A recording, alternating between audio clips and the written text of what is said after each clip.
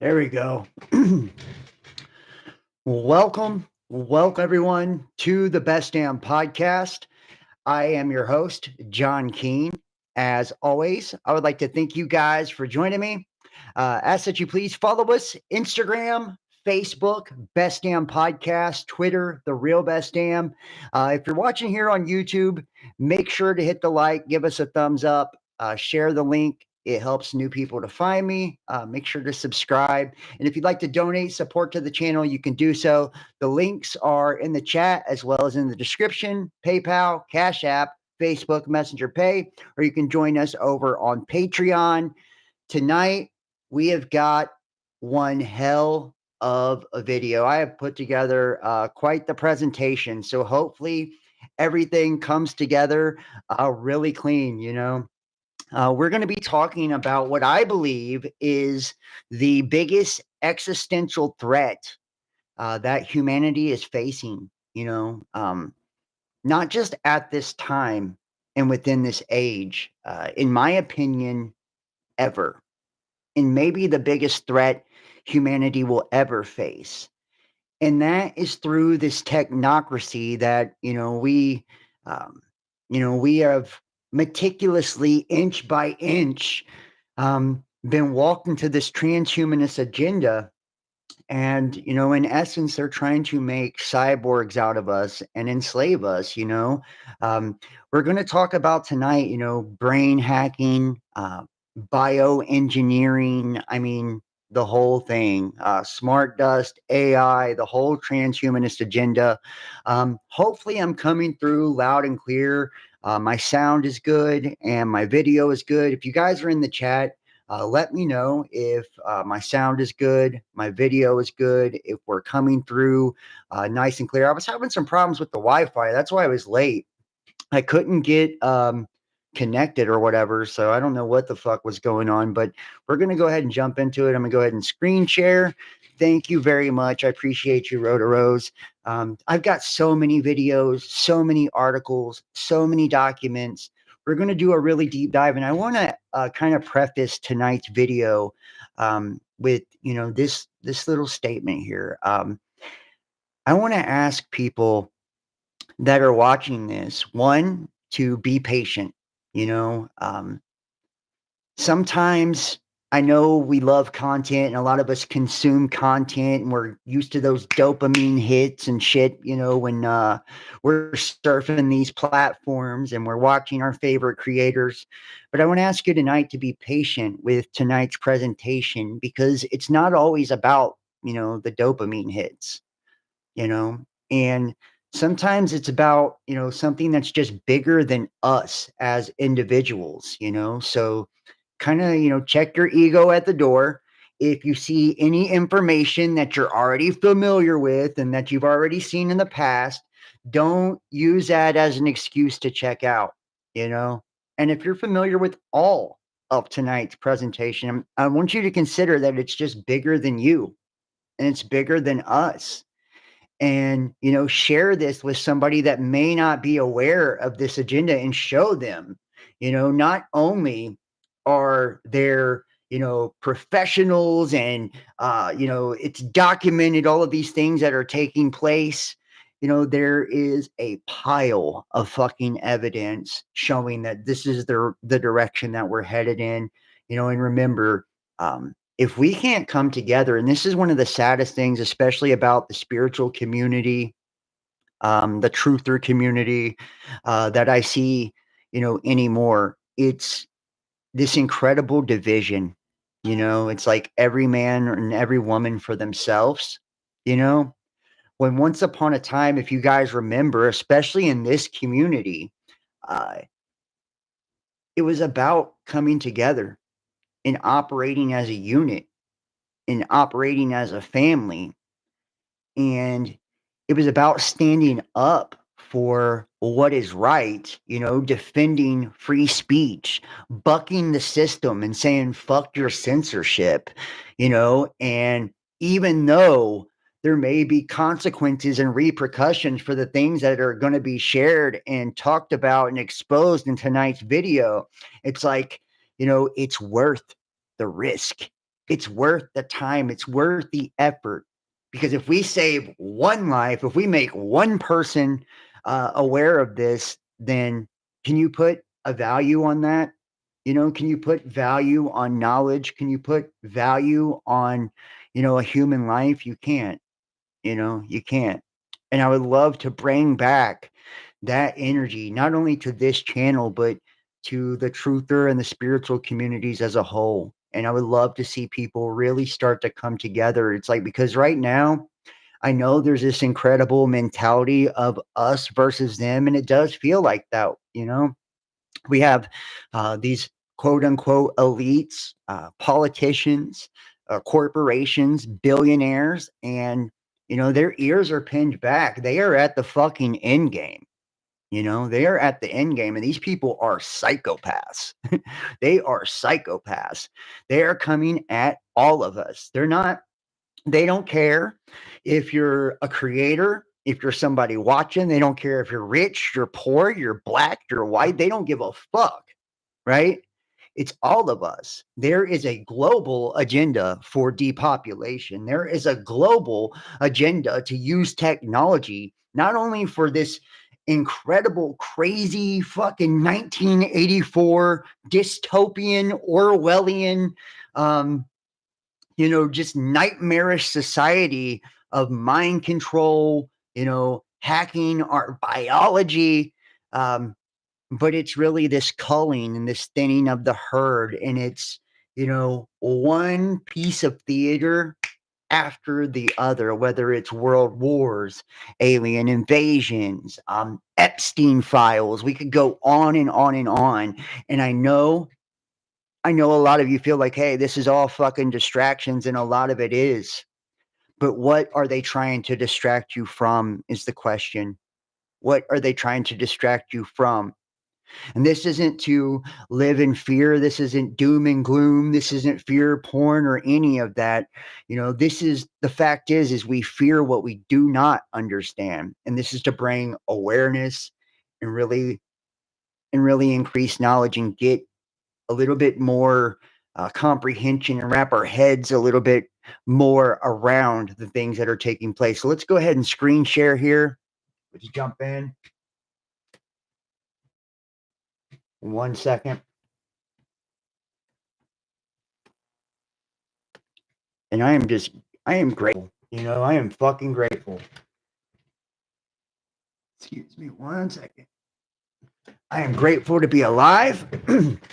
I'm grateful to have the ability to even be able to bring this, tonight, to be able to do this, to do what I love, and to, be able to connect with like minds. This is it's an amazing time to be alive. It truly is. It's an amazing time to be alive, and an exciting time. And I think a lot of people, especially those that are of different religious schools of thought and spiritual beliefs, those who have familiarized themselves with ancient text and, the Bible and different scriptures and prophecies. There are many prophetical, texts that basically state there is at the end of the age, you know, not only would knowledge increase, and we're seeing that, right? Um, in a multitude of ways, the population is becoming more and more aware. Consciousness is increasing collectively. We are becoming more in tune with ourselves and our own individual spirituality, as well as the collective and our connectedness, right? There's that type of increase in knowledge, but also we see the, you know, the powers that be, the hidden hand, if you will, starting to be exposed. And whether it's all orchestrated, and it's all theater for all of us, is neither here nor there. Look at USA, look at Epstein files, look at all of these different things. And I know it's kind of like, look over here while we do this over there. And they're just giving us a little taste of, something to satisfy and to pacify us, instead of unveiling all of it. but think about independent media and think about, individual people like you and me that do our own research, and we're just, we're revealing it all. We're revealing it all, and everything is kind of coming into the light, and everything that was done in the dark is coming to the light. And what used to be cool, right? Being a sellout, being, and I don't know if it was cool, but it was the only way to be successful was to, to essentially sell your soul and to work on the side of, the dark side, you know, and to work through manipulation and, you know, being covert and through the shadows and all of this. Well, as we have this polarity shift, it is losing its fucking power. And it's losing it fast, right? It's losing it fast. It no longer pays to go about things in that way. It's like we're now being forced, um, as a collective, as a whole, you know, um, we're now being forced to like face our collective shadows as well as our individual shadows, because there's no hiding, who we are. And as a species, we can no longer hide who we are.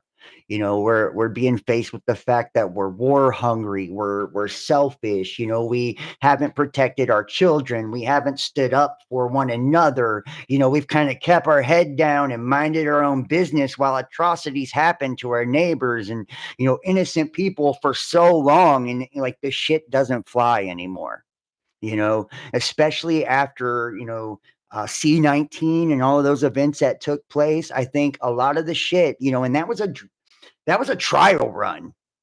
They were seeing where we were at, guys, and that was the beginning, right, of things really fucking unfolding for this agenda we're going to talk about tonight, right?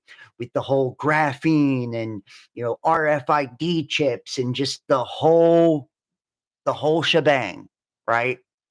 And how it has the ability, with nanoparticulates and this disruption of our natural biorhythms and the destruction of our pineal, which is our spiritual antenna, and so on and so forth, which to me is a destruction of the third temple.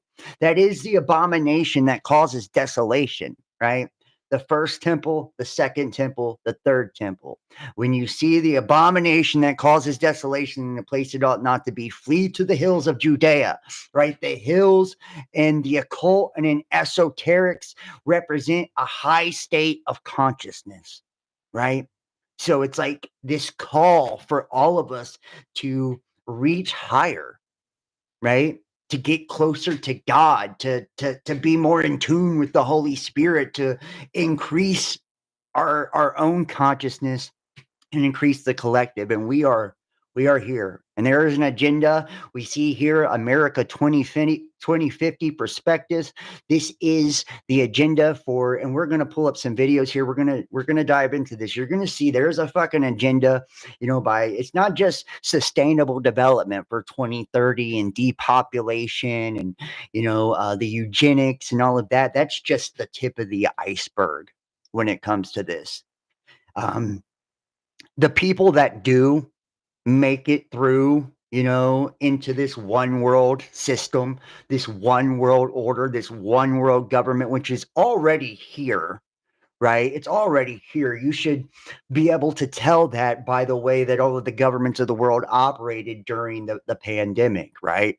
How they all had the same protocols. They all used their Department of Defense, right, to disseminate all of the different, you know, meds, and how none of their government or none of big pharma or anything like that was liable for anything that happened or that, so they all ran the same fucking playbook.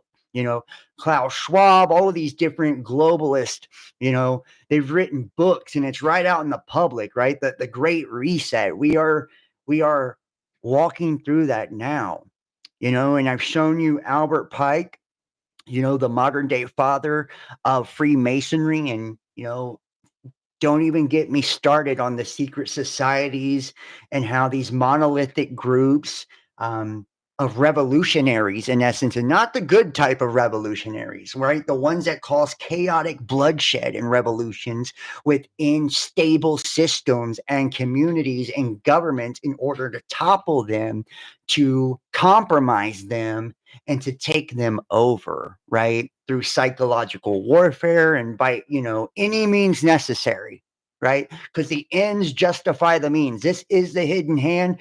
Everyone that's in power has to be part of this little club, this fraternal order, this brotherhood, right? And they have many, many branches, many, many faces, but it's the same fucking doctrines, the same principles, right? And it's the same playbook, and it's all for the same end. They believe that it's going to bring us to this utopia, right? A utopia with a population that's thinned down. And we look at, the Georgia Guidestones before they were caught on fire, which is so fucking symbolic, right?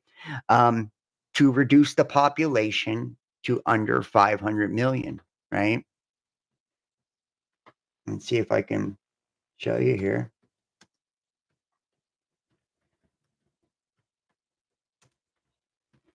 The Georgia Guidestones, right?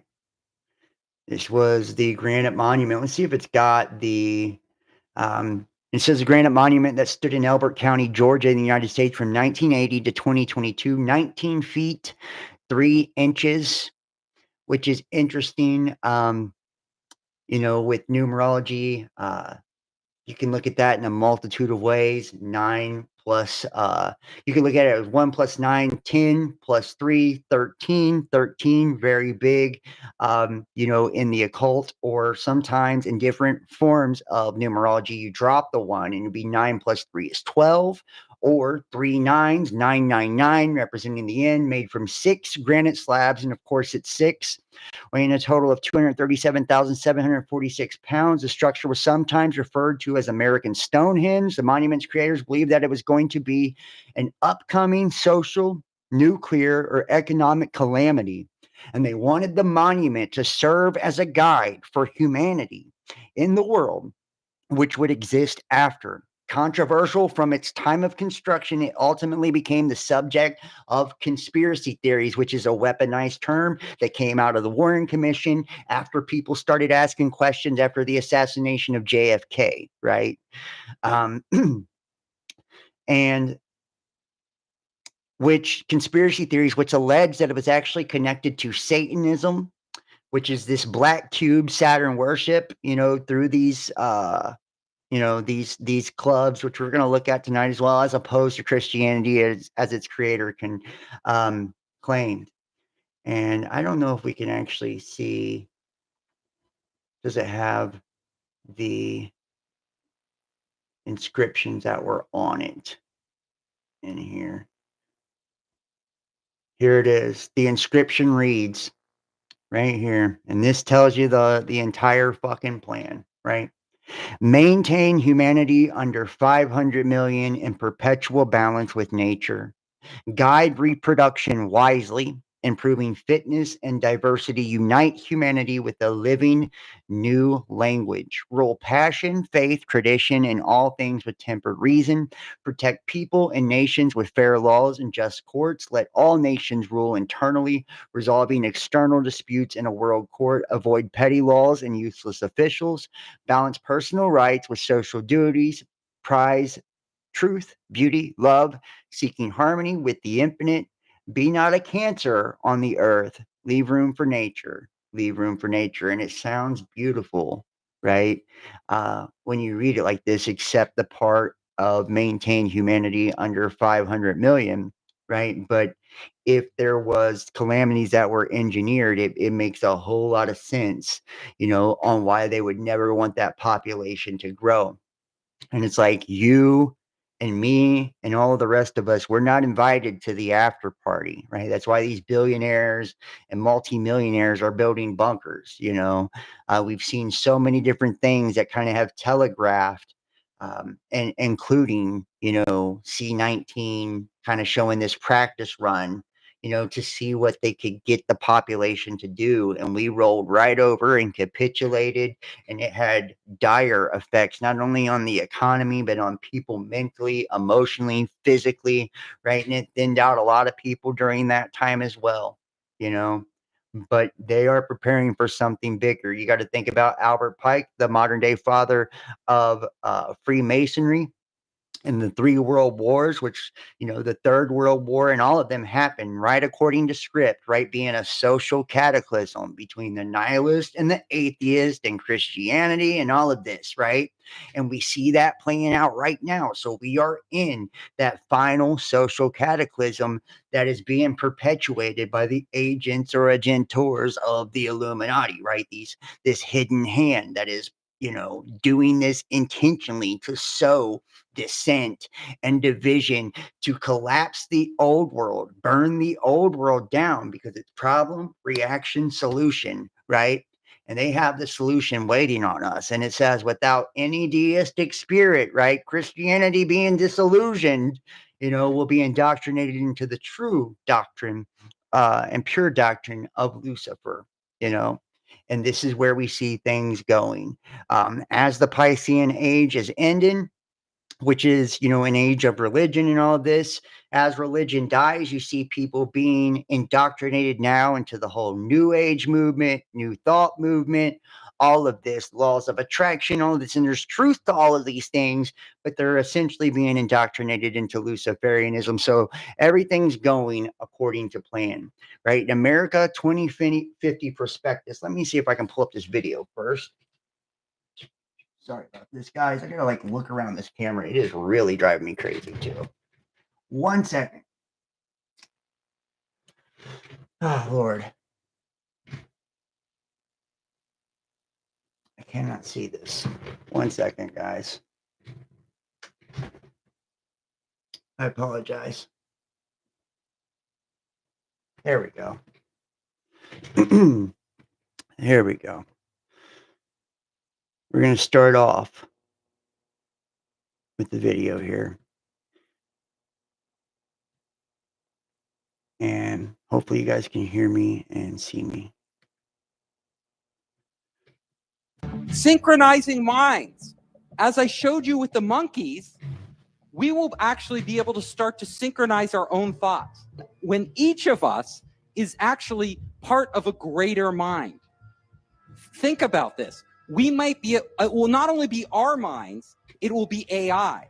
So we'll have very powerful AI out there working in conjunction with billions, potentially billions of minds wired into one giant network. But I not only could connect to Hive people, mind. I could connect to robots. Think about it. With a high-speed connection, I could virtually inhabit a robot. Now the scary part. If they hack your brain, it's not just your driver's license and social security number, it's your actual identity that could be stolen. Literally, a brain hacker could get into your brain and rewrite the information that's there. They could literally give you a new past. They could literally control you without you knowing it. So this technology is not all, fun and roses. This technology is coming, whether you like it or not. The genie is out of the bottle. The real question is, how will we use this technology? Will we use it responsibly? And not just individuals, but corporations and government. And let me know if you guys can hear the videos and all that shit. I'm gonna try to AI is not good for your health. In the chat, let me know if you guys can hear the videos and if everything is clear and all of that before I continue. I don't want to be muted or you guys not be able to hear the videos. Okay. Thank you so much. Sorry about that. I just don't want to fucking, go on without having. I have got to fix this fucking camera, guys. I apologize here.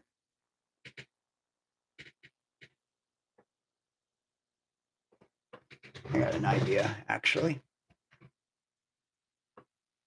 I'll do it this way. There we go. This will work better.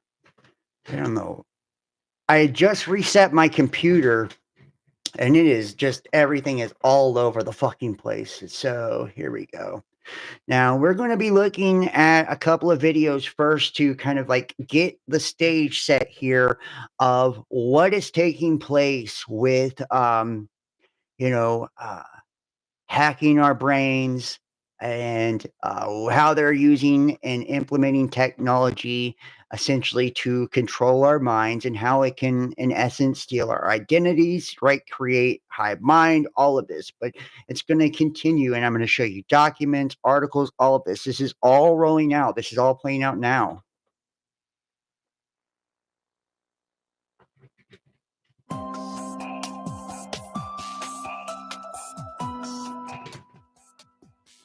If you were in the audience last month, we talked about the whole idea of brain science and the cyborg, what that means, somewhere between.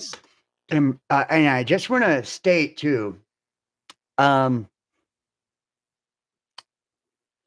federal government, and I don't want to get too, I don't want to watch what I say on this. I don't want to get too in depth with this, but I just want to say that the federal government already uses different chemicals and different drugs, and they're able to legally use them. It's called MOIA is the name of the chemical. It's actually an antidepressant that causes hallucinations. And they use this against illegal aliens and illegal immigrants as well as domestic terrorists, right? And this chemical actually does something to the neurotransmitters of the brain. I'll pull it up in just a moment after we get through some of this video with this neuroscience here and show you. And it's legal, and the federal government has the ability to do this legally if they decide to target people. We're going to look at targeted individuals and everything. The amount, and you already know about microwaves, electromagnetic frequency, all of this shit, voice to skull. People think, if you think that this is all conspiracy, they went so fucking much further than what, the whole TI movement, what was commonplace and what people used to talk about then. They can actually read your thoughts in fucking real time now, real time through 5th generation, 6th generation technology, as well as pick up on our brain activity. And they advertise this like they do with everything else, as something good. I was watching a video earlier where this guy was talking about how he doesn't understand why everybody is on Elon Musk's ass and thinks he's controlled opposition and shit like that, because he's given the world free internet. He's done all these things, and it's like, if you truly understand, it doesn't matter how likable a fucking person is. You have the POTUS right now who's done what appear to be very noble and good things for the population, right? Like banning censorship and bringing back free speech and just a lot of different things, But if you remember also, like Doge, this was something that was actually created under Obama, and they've just renamed it. Elon Musk is the guy who's created neural lace and is trying to put a fucking chip in your head. He's also the guy who's launched tens of and 20s of thousands of satellites, right? Creating Starlink, which these things look like literal fucking stars trailing across the sky at night to be able to beam down and connect with this stuff. You think about Trump as well in Operation Warp Speed and how he unrolled, and unveiled this giant agenda for the jabs, right? This started with him. This started with him, and people can say he was forced into it or not. He still did it. He capitulated, right? And when you really start thinking about this, and Elon Musk isn't giving free internet to everybody, he's launching all of this to increase connectivity for, right? his overall agenda. Twitter wasn't to free everybody and give them free speech, just to control, the narrative, to control the public platforms when the time comes. You've seen Trump band together with all these billionaires, right? Google, head of Google, Zuckerberg, Bezos, Musk, all of these guys. And it's like, this is a super, and they've even gotten all of these different libertarians, Tulsi Gabbard, RFK, all of it's like a super team, right, of the opposition. And I'm going to show you too that there are so many fucking documents, exercises of our federal government where they are specifically labeling the right, conservatives, libertarians, all of these people that would be under these umbrellas or collectives of these characters as domestic terrorists, right? And the whole targeting with targeted individuals, this works with not just the United States government. This is through the military and NATO. So it's multinational.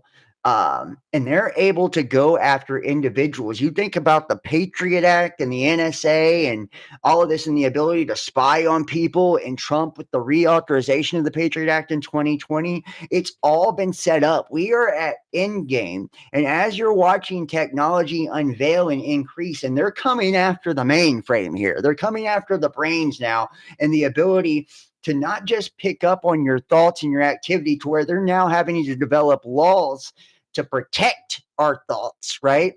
Because they could use this shit. And think about what's his name, the head of Palantir, right? Peter Thiel, right? In his Minority Report type of shit, to where, predicting through AI, predicting future crimes and all of this. It's the dream team of billionaires that have come together, and they're ready to drop the hammer, right? And bring in this final phase. And that's why you see the books by Ingersoll Lockwood, 1900, and all of this, with this predictive programming of the last president. Science fiction, science fact, precariously balancing between art and science. Well, let's start from that as a concept tonight.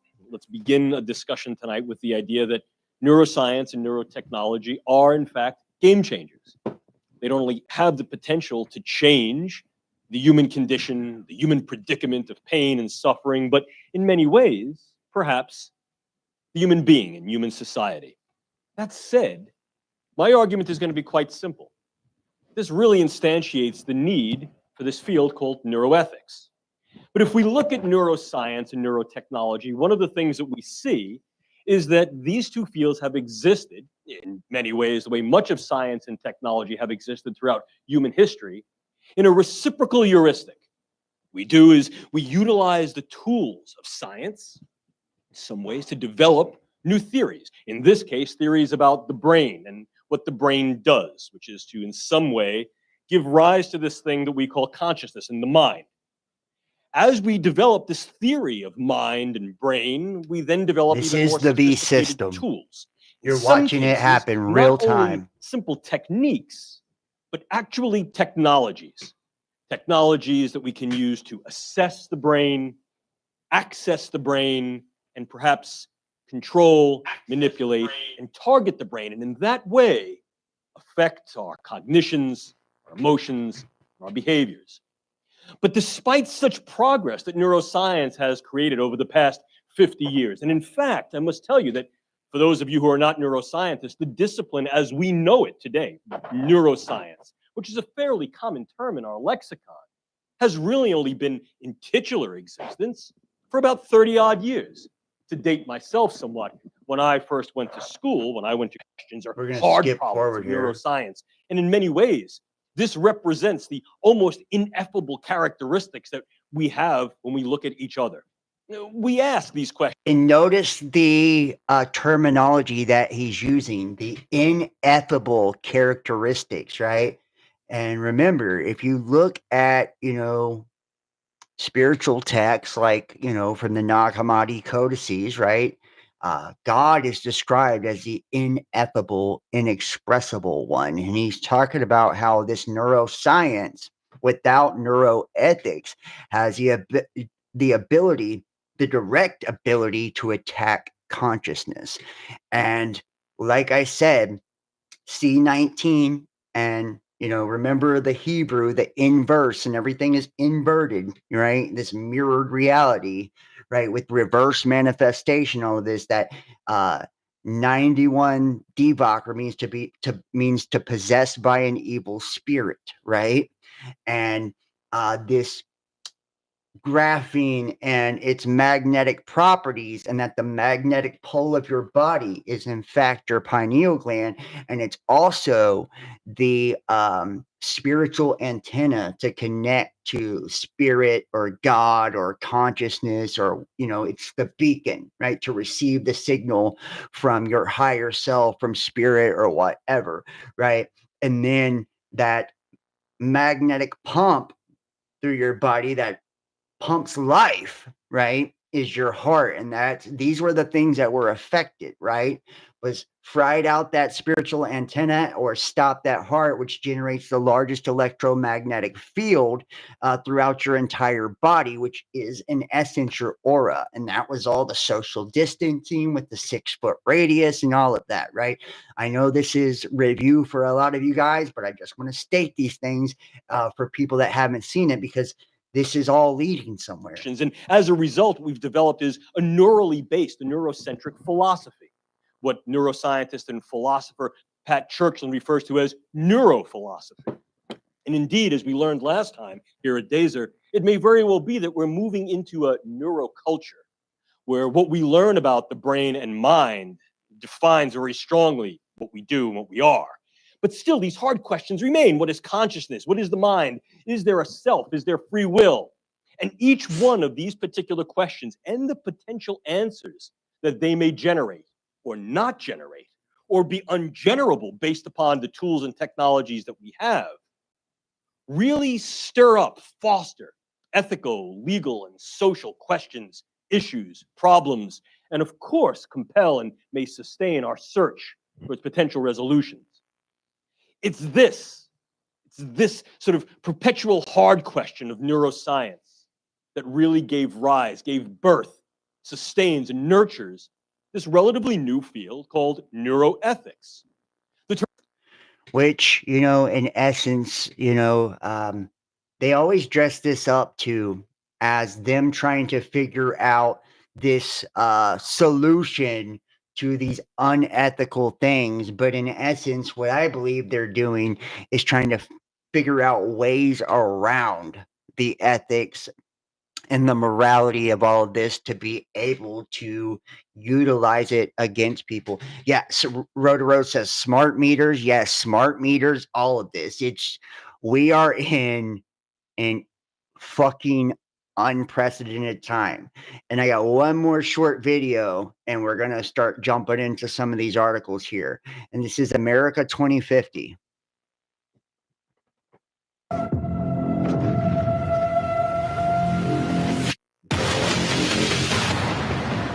Just how much of the Great Reset has already dug its blood-soaked talons into modern civilization? I've got a message for all illegals. If you don't want to be pushed back, if you don't want to be arrested, if you don't want to be shot, don't come to our borders. Do not come to the Polish border. Then you're safe. It's not us. It's not our police who came up to beat you up, to push you, or to arrest you. It's you who tried to break the law on our land. The signs of sabotage are numerous and widespread as the vultures of Great Reset tyranny circle a sickened and angered populace that is on track for a mass starvation event in the very near future. We're seeing this madness spread everywhere now. In Ireland, they're going to cull 200,000 cows over 3 years to meet the net zero climate goals.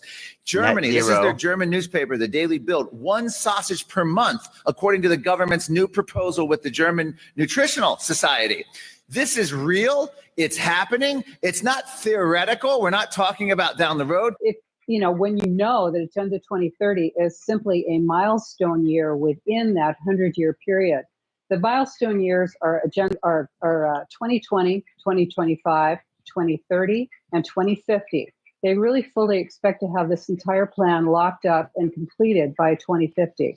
If you go to America2050.org, which is a Ford Foundation and Rockefeller Foundation project, you'll get a look at what their idea is for in fact, what they want the United States to devolve into, which is to destroy the sense of having a unified union, and to, in fact, not have 50 states any longer, to have 11 mega regions. And in fact, what this plan does is it destroys the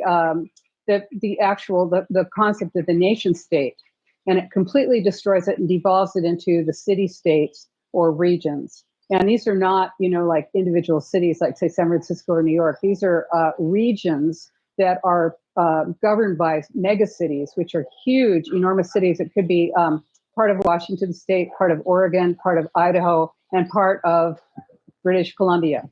So it breaks the national borders, it breaks state borders, breaks, of course, county and city borders. And this is about destroying your ability to actually be able to control what it is that happens to you. And think about this too. We've seen this, these mega regions and shit like this for quite a while. We see America 2050 prospectus. The America 2050 strategy will provide a framework for the public and private policies and investments needed to accommodate the nation's growth in the 21st century.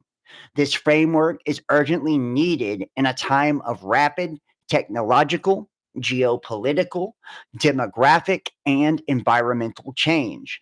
As never before, the nation's economic prospects are threatened by global competitors, all of whom have created long-range strategies for growth and competitiveness. In the face of these challenges, America is flying blind. We have no national strategy to sustain our success in the face of this competition. America's third century urgently requires a new strategy to lay the foundation for the nation's future competitiveness, sustainability, and quality of life. The National Committee for America 2050, composed of business and civic leaders, policymakers, and regional planners, was formed in response to this challenge.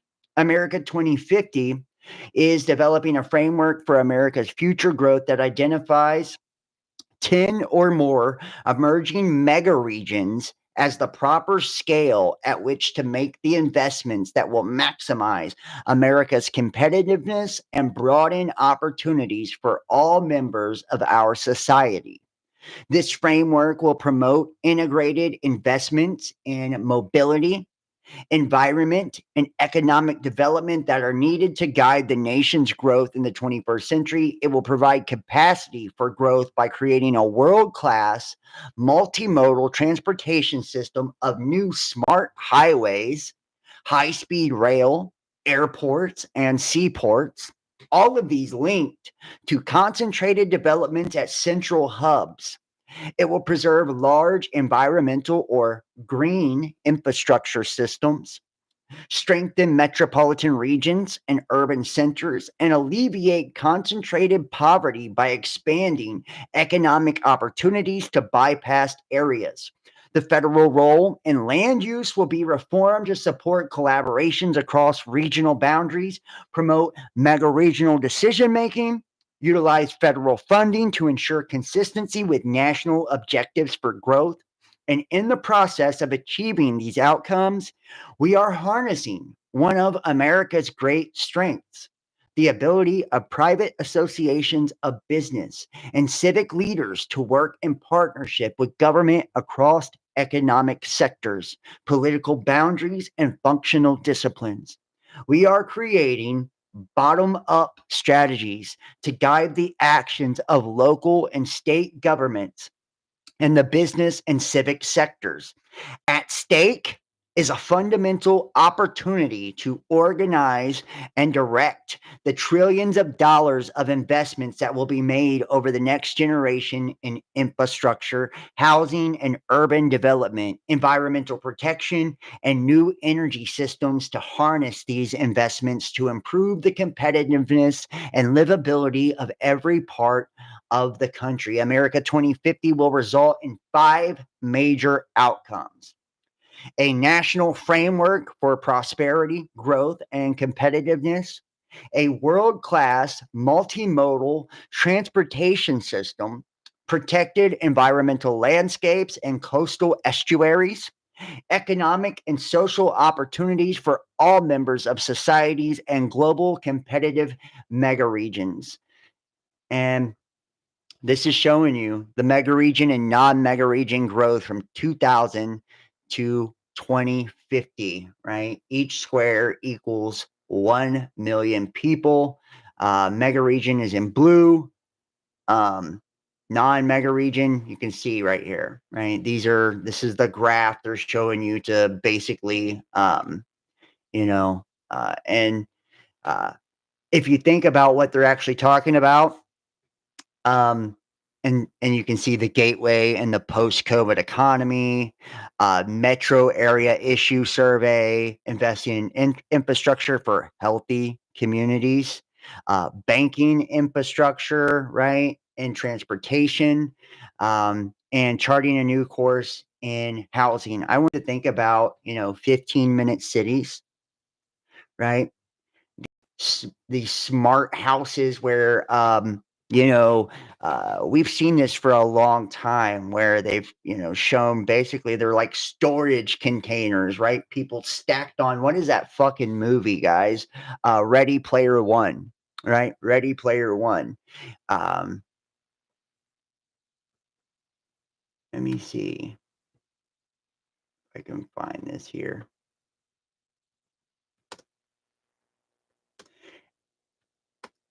And I am not sure if this is true, but I have heard this in the past that in order to work at Facebook at one point in time, employees had to read this book, Ready Player One. So let's show the trailer for Ready Player One. I want you to, and there's so many different things about Columbus, Ohio, and all of this when it comes to sovereignty, becoming like the new capital. There's so many different things about predictive programming in this movie. I don't know if you've ever seen it, but watch. Everybody lives in this virtual fucking augmented reality. They live in these little storage containers. This is the future they want.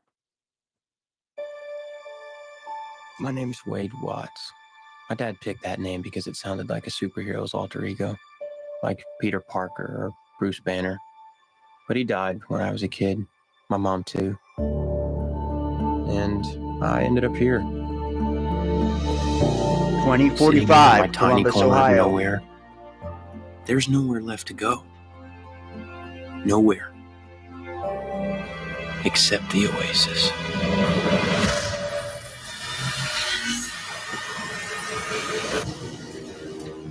A whole virtual universe.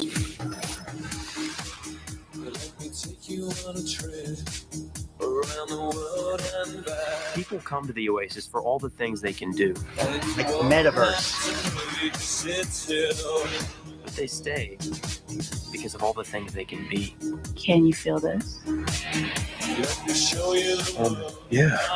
It's the only place that feels like I mean anything. The Oasis was the brainchild of James Halliday. Hello. If you're watching this, I'm dead. I created a hidden object, an Easter egg. The first person to find the egg will inherit $500 billion and total control of the Oasis itself. Who is this Parzival, and how the hell is he winning? Find him. This isn't just a game. I'm talking about actual life and death stuff. The Oasis, the world's most. And if you guys seen back there where they showed like the boxes, think of like a fucking re-education camp or something like that, except these people get in debt to these corporations and they are enslaved actual life and death into stuff. These containers here, with VR headsets they can never take off until they paid their debts. And basically they spend their entire lives there, right? And the ones that are outside of that live in, you've seen like the smart cities, the 15-minute cities, everybody in the storage containers. Life's so pathetic and so shitty that they live inside of the virtual reality because you heard him say that's the only place they can be something. The oasis, the world's most important economic resource. And it's nothing less than a war for control of the future. It's all owned by corporations. Welcome to the rebellion, Wade.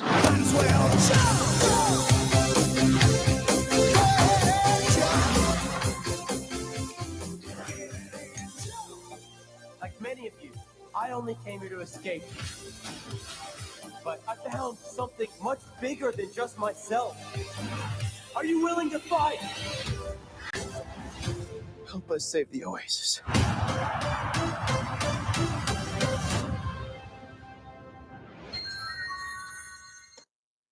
So there you have it, right? And like I said, I don't know if this is still true, but I know at one point I had read an article that said, Facebook employees had to actually fucking,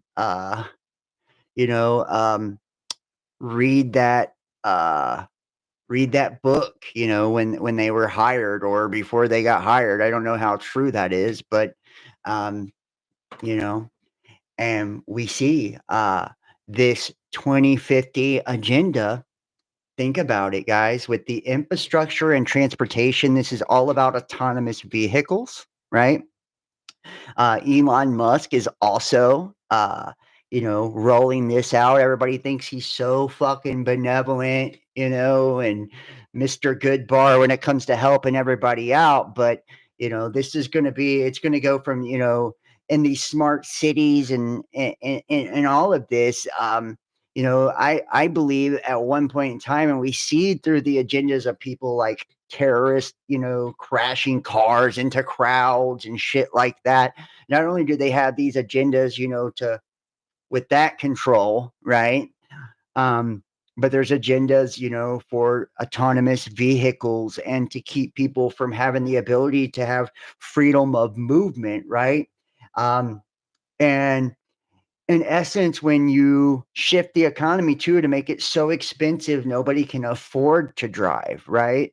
That's where we see things going as well, right? But to have the restriction of the freedom of movement with housing, and you think about AI and universal basic income, because they're talking about how not only will AI basically take all of the jobs from human beings, but then they won't have the ability to make money. So it will be totally dependent upon the system from universal basic income.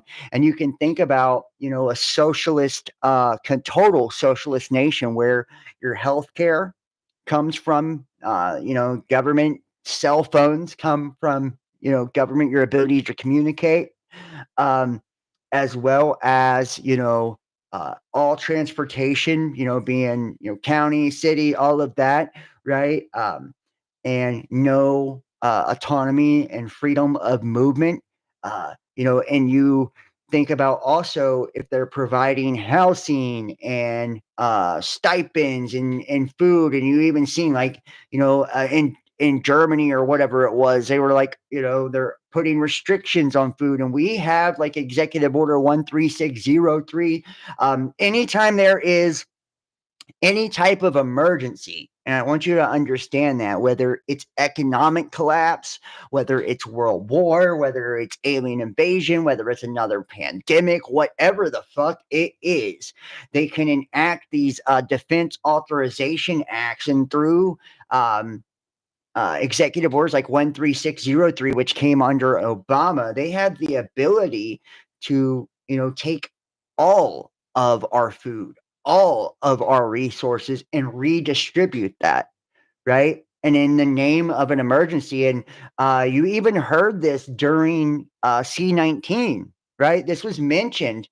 Trump was mentioning things about hoarding and shit as well. If you guys will remember, he was talking about corporations that wasn't playing ball at that time, but this could be very easily turned around on the public. And you're seeing things, in essence, not only are you seeing more of not only the local governments and shit like that. They have now been placed under the umbrella of these UN agendas in the federal government by, getting grants and money and all of that. And you see all these different executive orders that punish anyone that doesn't go along with, Trump's orders and federal orders and the mandates that are being placed, through these executive orders. If they receive any type of federal money, they lose that money, which they become dependent on that federal money if they're not playing ball, right?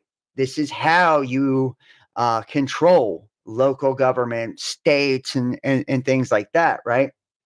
And we've seen this, the arming of police forces and all of this, right? The localization, it's a UN agenda to, to go into local neighborhoods and cities and shit like that. And it's taken place over the last couple of decades. It's already there. That's why there's riot gear and SWAT teams and all this shit in every little city now, right? They got that through federal funding and shit like that. And in order to get that, they had to sign agreements, right? That they would do this. And now with these different executive orders, if they don't go along with what's being, put out there, the laws and shit like that, they lose that money and they collapse, right? So this is how they're controlling, everybody from the top down, and this is just the beginning. This is just the beginning. We're walking headfirst into a fucking hornet's nest, and nobody even sees it. I'm not sure what you're saying. I think they gave them the book when they joined and asked them to read it. Yeah, Bailey, I think you're right. I don't remember exactly what it was with Facebook. I do know that somehow or whatever, I don't know if they still do that, but I know at one point in time, Facebook employees were asked to either read Ready Player One or they were required to read it. But Bailey said that she believes that he gave them the book for them to read. So that's probably more accurate. So honestly, and we're going to look at so much shit, guys. Oh Lord, it's just getting deep. It's getting deep. I don't even know where to start. Honestly, I truly don't. Right. And these are visions of warfare. Here we go. Hold on, let me move over here. Hybrid threats, hybrid warfare. I've got so many different visions of future warfare, and we're not going to try to focus on a lot of this. We're not going to try to focus on some of the things that we've seen, but we're going to talk about this technocracy, right? This technocracy and how we have really walked ourselves right into this. So let's start over here first. Let me get into some of these articles here. Go here. Q&A. How DARPA hacked a science writer's brain and turned her into a sharpshooter. And I want you to think DARPA and the Department of Defense, the DOD, they are the main player in all of this. I know Elon Musk and the neural lace and all of this, right, is a giant component of this as well. But, you got to think about C-19 and the jabs and the Apogee delivery system, right, which was dual delivery system, and one of them was RFID, the other one was the solution, right? And it was all disseminated through the Department of Defense, through DARPA, and DARPA has, launched fucking 20, 30,000 satellites every so often, every so many months. So they are the main players. It says in 2007, science writer and editor Sally Adi attended a technology conference for DARPA, the Defense Advanced Research Projects Agency, when she learned about a brain surface electrical stimulation method that allegedly cut in half the time it takes a person to go from novice to expert in sharpshooting, known as transcranial direct current stimulation. The brain stimulation technique was also presented as a way to potentially speed up language learning and mathematical aptitude. AD was struck by the idea of surface brain stimulation and for several years worked on convincing the Department of Defense agency to grant her permission to try it out for herself. In 2011, she flew from London to California to participate in an Army training simulation with a device on her head delivering electrical currents. AD went from a frustrated shooter to a skilled sniper. At the time, the idea of transcranial direct current stimulation had been circulating for about a decade, and scientists wanted to know whether the concerted firing of neurons by strengthening their connection through currents would affect a person's ability to learn. It turned out it did, at least for AD. But did it work for others, and how long would the effects last? To better understand the experience, AD set out to learn more about the electrical currents that run through all living organisms, the electric biome or electrome, and details the findings in her book, We Are Electric. And here is, and we're not going to probably go through all of this, but this is direct current stimulation, how the technique can be used and potentially misused. And this was the discussion. So here's the question. Can you talk about the experience of trying transcranial direct current stimulation at the DARPA facility? She said, the research that I was interested in ostensibly improved focus to let people enter sort of a flow state, which amplifies learning ability. Just so you know, what I did was just a gonzo stunt. Basically, I was just, here's how it feels to try this. And so it happened to work really well for me. I was very frustrated and had made a lot of bad decisions in the run up to the simulation. After chasing the story for 4 years, I had done the dumbest thing imaginable. I booked myself on an 11-hour flight from London to California and not given myself even a day to recover, which was so stupid. Then I tried to save New Scientist magazine $100 for the hotel room, so I stayed with a friend who lived in the mountains and got altitude sickness. I hadn't slept, had jet lag, and was running on this wild amount of coffee when I showed up to the simulation. I thought, what am I doing? How can I report a story in this state? I was so freaked out, and they, the DARPA contractor, said, okay, we're going to put you into this simulation. Absolutely wired from the coffee, exhausted, and my circadian rhythm messed up. I did such a bad job. It's not like I've ever been good at first-person shooter games, but I was somehow even worse. They kept putting me through these training exercises, and I kept failing and being really overwhelmed. Everything was happening all at once. The fake people were running at me, and I didn't know what order to dispatch them in. It was incredibly frustrating. I had this entire script of self-recrimination running through my head the entire time. It was just vicious. Then I started just having really negative thoughts. I was thinking, this is all garbage. My whole job is garbage, just catastrophizing. Then the tech came in and switched the current on. And it was like somebody had put noise-canceling headphones on me. I couldn't hear any of the negative thoughts anymore. I did the training again, and I thought, this is completely fine. I know exactly what I'm doing. What's all the fuss?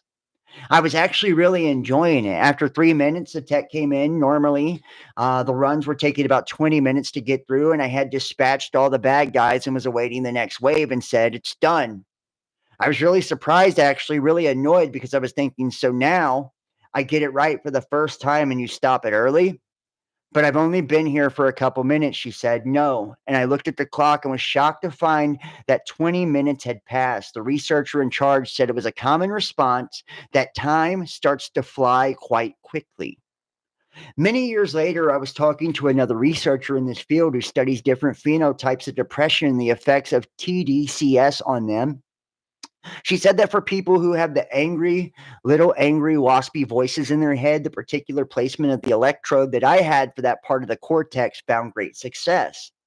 She said that those people have this overactive, angry cortex, found great. Guy just sitting there. When you apply the electric field, it shuts him right up, and those people find that their depressive symptoms are alleviated. I was thinking of conceptualizing this little angry voice as the guy from the Inside Out Disney movie whose head blows up as a volcano. Those were the sort of angry little voices that I hear frequently as my background elevator music. I never thought of that as being related to being depressed, but I certainly sometimes have a pretty hard time with that. The experience of having that turned off was really interesting. It made me think about what my inner soundscape is daily. And afterwards, I really started investigating how to manage that a little bit more deliberately. And I want to, I want you to think about this, right?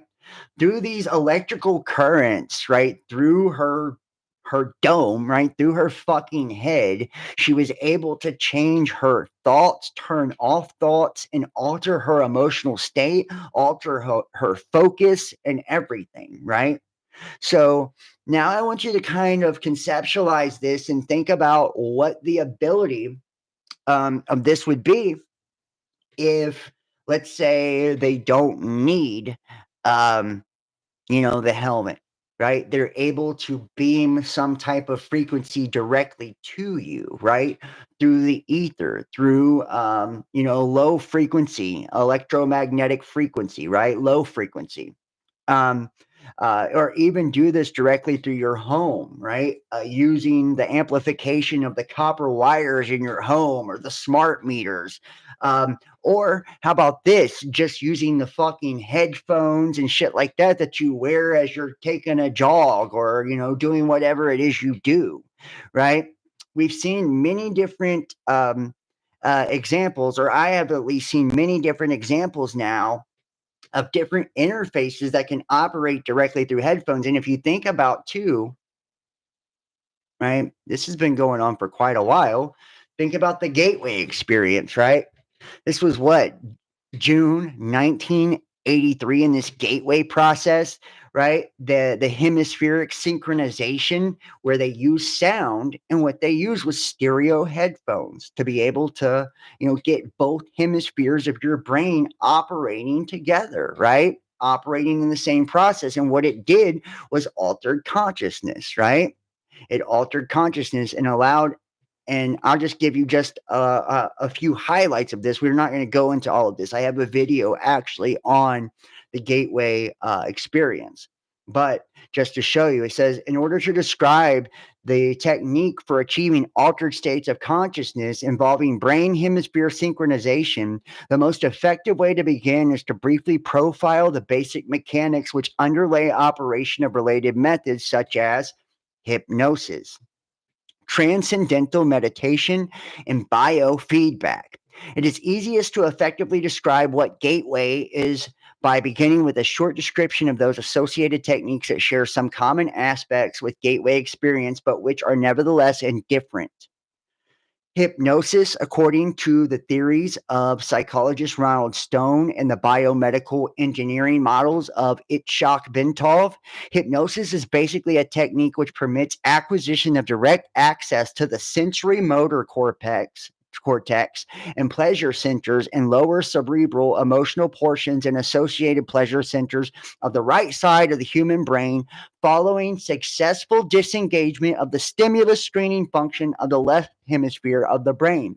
The left hemisphere of the brain is the self-cognitive, verbal, and linear reasoning component of the mind. It fulfills the function of screening incoming stimuli by categorizing, assessing, and assigning meaning prior to allowing passage to the right hemisphere of the mind. The right hemisphere, which functions as the non-critical, holistic, non-verbal, and pattern-oriented component of the brain, appears to accept what the left hemisphere passes to it without question. Think about that. Consequently, and this is how hypnosis works, right? They're circumventing the left side of the brain and essentially feeding orders to the right side, and it believes it's coming from the left.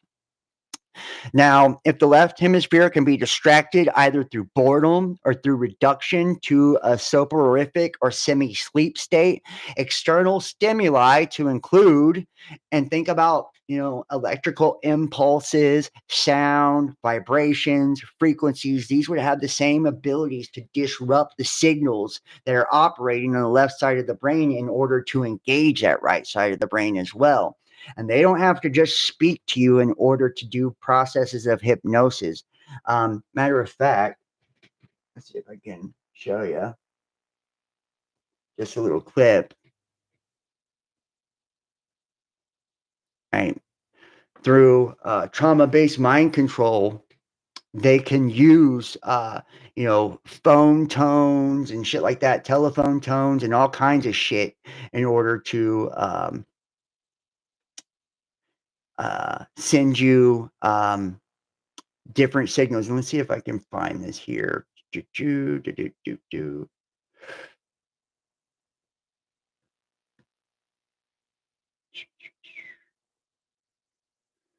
Where is the other one I had? Jesus, it's driving me crazy.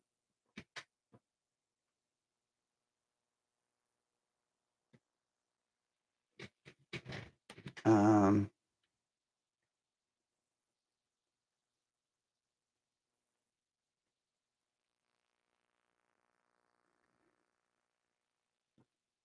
find this, guys. Hold on.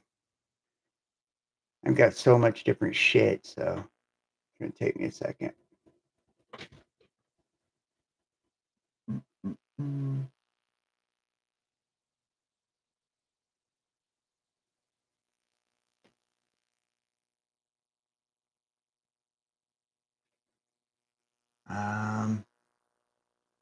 Here it is. Trance mind control. And we're not going to watch this whole thing. We're just going to watch about a minute or two of this just to make the point. And if you guys are in the chat, please hit that like, hit the thumbs up for me. It really does help with the algorithms and allows more people to see it. It gets suggested to more. And share the link on your social media. Make sure you're subscribed. You clicked all on the notifications. And if you like the work, consider supporting. All the links are in the description.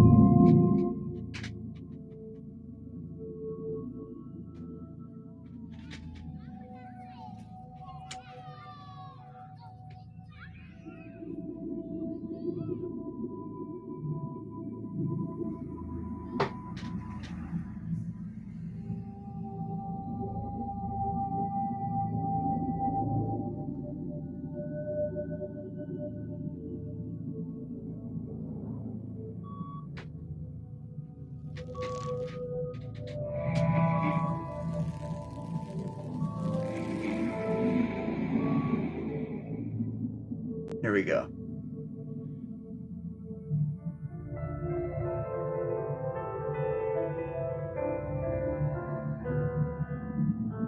That there was some place.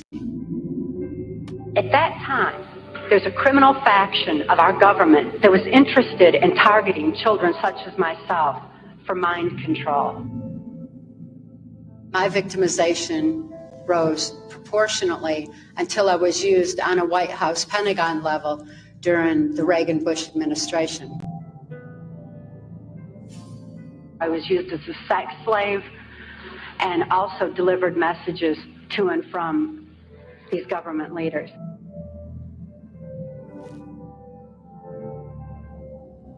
While I was still really young and all that was happening, I do remember losing my free thought. I couldn't even think anymore to hope that there was some place where people were kind.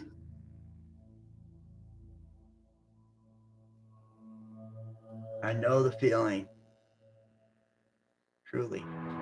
Secret mind control programs began in America in September of 1946 when President Harry Truman quietly authorized Project Paperclip, a U.S. government program that allowed the Department of Defense to recruit and hire high-ranking Nazi German doctors, scientists, and spies into the United States.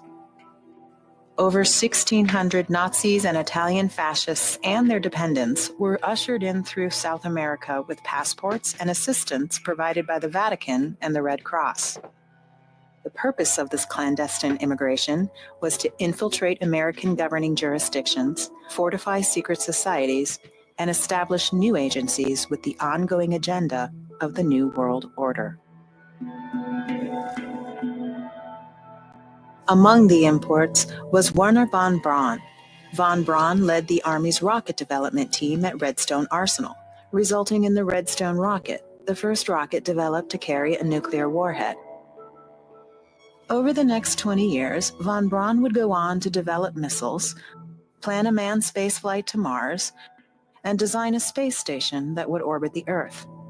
Doesn't he sound so similar to Elon Musk as well? Like the rockets, right? And how SpaceX took over like the NASA contracts, and now Elon Musk is trying to go to Mars. It's just When NASA was established in 1958, Nazi Party member von Braun became the first director of the Marshall Space Flight Center. And even Musk with his, in Huntsville, Alabama. Another prominent Nazi recruit for the U.S. was German General Reinhard Gehlen. Upon his arrival in Washington, D.C. in 1945, Gehlen met extensively with President Truman, General William Donovan, Director of Office of Strategic Services, and Allen Dulles. The objective was to reorganize American intelligence operations and transform it into the Central Intelligence Agency, the CIA, in 1947, which Dulles would become the director of. Reinhard Gehlen was also instrumental in creating the National Security Council, from which the National Security Act of 1947 was derived. This particular piece of legislation was implemented to protect and conceal an unconscionable number of illegal government activities, including secret mind control programs. As the U.S. government became saturated with the infiltration of Nazi intelligence, one of the more sadistic Nazi doctors, Dr. Joseph Mengele, was invited to extend his barbaric human research that he was permitted to practice in Nazi Germany. His experiments resumed in the United States in 1951 under Project Bluebird, which morphed into Project Artichoke and MK Naomi. These were the origins of what would become Project MK Ultra in 1953. The aim of these projects was outlined in a memo dated January 1952 that asks, "Can we get control of an individual to the point where he will do our bidding against his will and even against such fundamental laws of nature, such as self-preservation?" The data harvested from these experiments generated more experiments with the ultimate goal of controlling the entire planet by creating the New World Order. Program after program went on secretly, unbeknownst to the American public, utilizing hundreds of thousands of silent victims, most of them children. New details are coming out in a trove of declassified documents that the agency has kept secret for years. Thousands of government-sponsored experiments did take place at hospitals, universities, and military bases around our nation. In too many cases, informed consent was withheld. Americans were kept in the dark about the effects of what was being done to them. The deception extended beyond the test subjects themselves to encompass their families and the American people as a whole. For these experiments were kept secret. And, you think about targeted individuals and the whole concept of encompassing the families. Not only do they use electromagnetic frequency, directed energy, right, sound, all these different light, all these different forms, to manipulate and control, as well as the gang stalking, street theater, all of this, right? To traumatize and fracture a person. It encompasses relationships and family. They will isolate that individual by disrupting their relationship, destroy a marriage, estrange them from family, friends. It's just like a lion, attacking gazelles, right? It's like it gets it alone that way. It's weaker and defenseless, and a lot of times these TIs end up, if they don't end up unalive from the experiments themselves and from the targeting in itself, they will do it to themselves. I actually had a viewer, and some of you guys may remember this, years ago, about a year or two after, about 2 years or so after I started doing this, and he was a good guy. Back then, I was monetized. He'd super chat all the time. He would watch every video. A big part of the group, and he would email me, text me. He was just a cool dude, and he was experiencing very, very heavy. And I don't. He alleged that there was targeting going on. I don't want to say that there was, because I don't know firsthand. But he alleged he was going through some very traumatic things, and his wife and all kinds of stuff. So there was some very crazy things, happening in his life, and he ended up, you know, deciding to check out himself. And I remember during that time is when, I had a major bulk of my targeting begin, and it's been phased in and out over the years, honestly. It would intensify for a period of time. Then it kind of died down. They would bring in different people, handlers, right? People to co-op me, people to pretend to fucking want to be in relationships with me, people to pretend to want to be my friends, all kinds of shit. And when you tell people these things, um, they look at it as like, oh, well, you think you're so important. And it's like, no, this happens to anybody. Holistic doctors, lawyers that defend the wrong person, content creators, people that just, post things that they don't want them to post, people that have extremely high frequency and consciousness that they feel are disrupting, um, you know, um, things. And so it can happen to anyone. And they were shrouded not for a compelling reason of national security, but for the simple fear of embarrassment.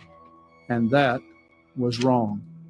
Under our watch, we will no longer hide the truth from our citizens. Bullshit. We will act as if all that we do will see the light of day. Under the protection of the National Security Act, the CIA would continue cloaking these programs while funding them with secret arms deals, drug operations, and human trafficking. Projects such as Operation Spellbinder, which was designed to create sleeper assassins and Manchurian candidates who would be activated when hearing a key word or a phrase. Operation Often, which attempted to harness the power of occult forces, ran concurrently to hide the reality of another insidious program. Project Monarch.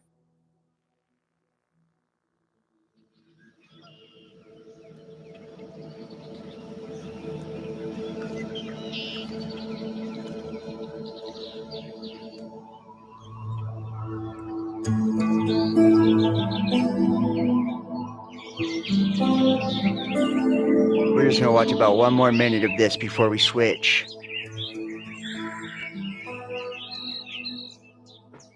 But, in essence, what I'm trying to display here is to show you there's a rich history, right? That this has been taking place. This mass hypnosis, this trauma-based mind control, this fragmenting and fracturing, and this attack of, the mind, in essence, trying to alter and engineer the mind and create all these ill effects in order to control the population, those that they consider, dissidents and, things like that. And it's now through technology, it's made way more possible and accessible to do things.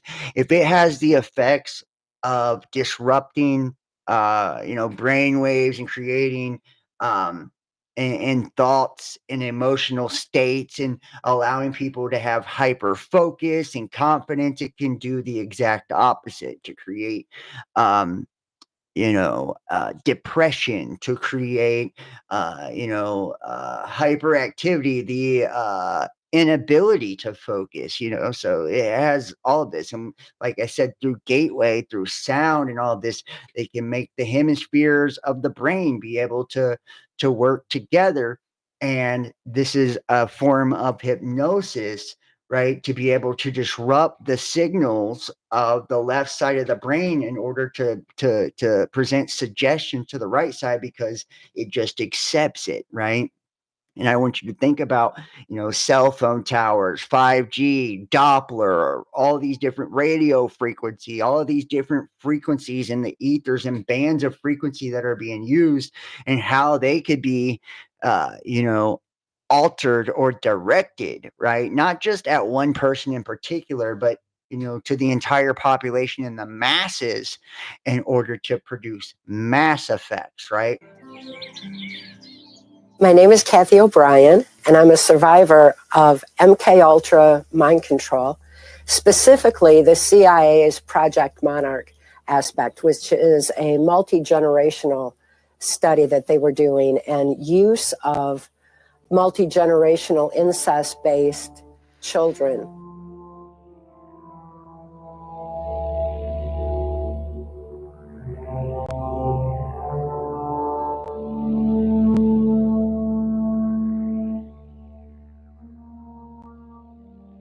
After 3 generations, behavior becomes autogenic. And that was part of the Hitler-Himmler research that was brought over in Project Paperclip by the Nazi and fascist scientists who are combining that information with the CIA back when I was born. And think about that. After a couple generations, behavior becomes autogenic, meaning, like you have become indoctrinated into these particular behaviors, right? After a few generations, right? So, and think about here, this is NATO right here, cognitive warfare, a battle for the brain. With growing role of technology and information overload, individual cognitive abilities will no longer be sufficient to ensure an informed and timely decision making. This goes into DARPA, right? The decision making and focus, right? Leading to new concepts of cognitive warfare, which has become a recurring term in military terminology in recent years. Cognitive warfare causes an insidious challenge. It disrupts the ordinary understandings and reactions to events in a gradual and subtle way, but with significant harmful effects over time. Cognitive warfare has universal reach from the individual to states and multinational organizations. It feeds on the techniques of disinformation and propaganda aimed at psychologically exhausting the receptors of information. And I want you to, kind of consider, and what is it? Once the public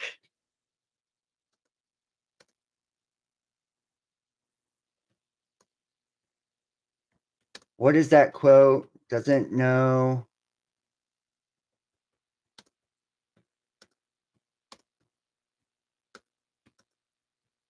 I'm trying to paraphrase. So, I think it's from the CIA. I'm not sure. The statement, often attributed to former CIA Director William Casely, essentially means that the CIA considers its covert operations to be successful when the public is so confused about the truth of a situation that they can't definitively tell what is real and what is not, effectively creating a fog of disinformation and obscuring the agency's actions. And let's see that quote. Disinformation as a tool highlights the potential use of disinformation campaigns by intelligence agencies to manipulate public perception and achieve their objectives. Public confusion as a goal by creating uncertainty and doubt. The CIA aims to make it difficult for the public to hold them accountable for their actions. And controversial ethics. This strategy raises significant ethical concerns regarding the manipulation of information and the potential for undermining democracy. And it doesn't have the quote here. Here it is. We'll know our disinformation program is complete. Let's see if we can pull it up here.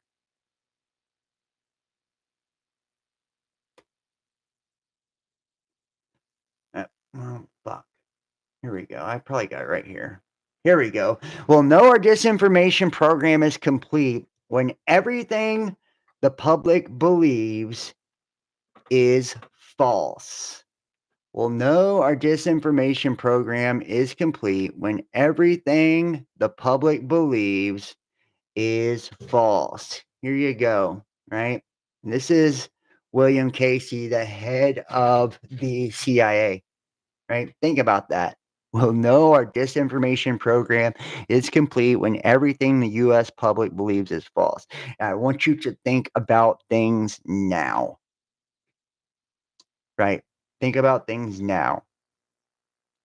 You have literal fact checkers and everything. Why? Because all of the different narratives and disinformation, misinformation, and propaganda that has been placed out there intentionally. And then I want you to kind of consider the different algorithms that reinforce these beliefs to us as well, creating this echo chamber of our own ideologies, right? And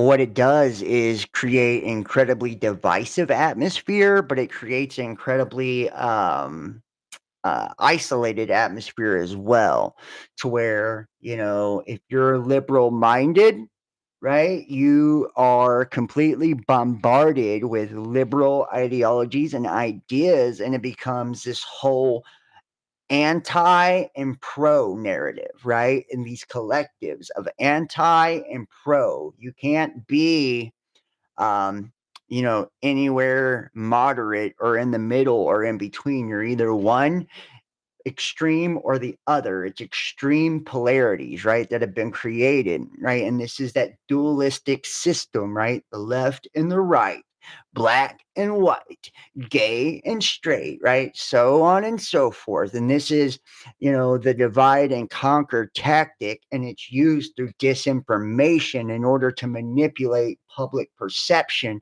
right? And this is extremely effective. I want you guys to consider, right? And they use these characters, right? Um, uh,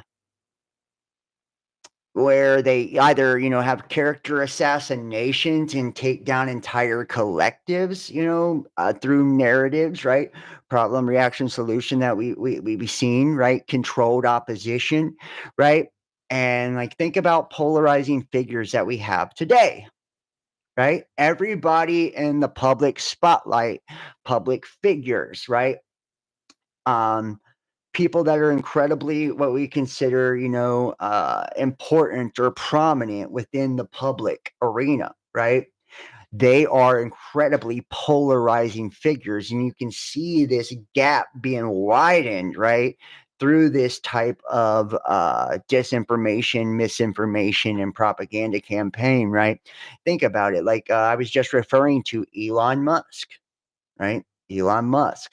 There is hardly anyone that has the opinion of Elon that he is either, you know, that can see where, you know, he does some good things, he's got some questionable things, right? He appears to have a good character, right? But at the same time, he's, you know, got his hands in some things that are very questionable, right? And he still is one of these elites and, you know, part of all of this, you know.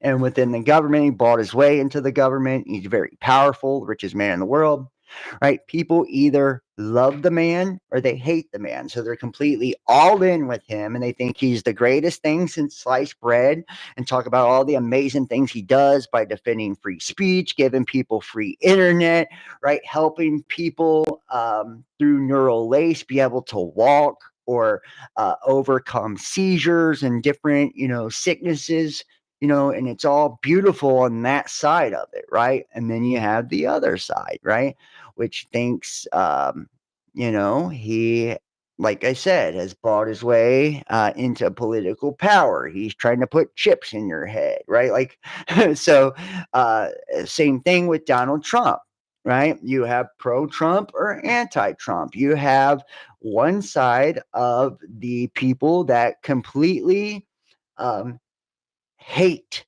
and despise, right? With vitriol, they hate Trump, right? And they think he is a racist, misogynist, just a gross character, lacking integrity, right? Like womanizer. He's just a piece of dog shit in their eyes, right? The worst human being on the face of the earth. He's a fascist. He's a Nazi. He's all of these things, right? Right? Total dictator. And they compare him to Hitler and all of this, which I've seen some very interesting comparisons. I got an email from a viewer and a friend. He's a cool guy. Actually, wrote me a lot of cool stuff, giving me a lot of information for this channel. Even the idea to do the Tartarian video that I did, and he showed me this piece on Hitler and Trump, and it was just showing all these actions and how the similarities. So I mean, I see, where people can get it right through the nationalists and all of this. So it's like this very divisive shit, this extreme border policies, all of that. And people compare him to that, right?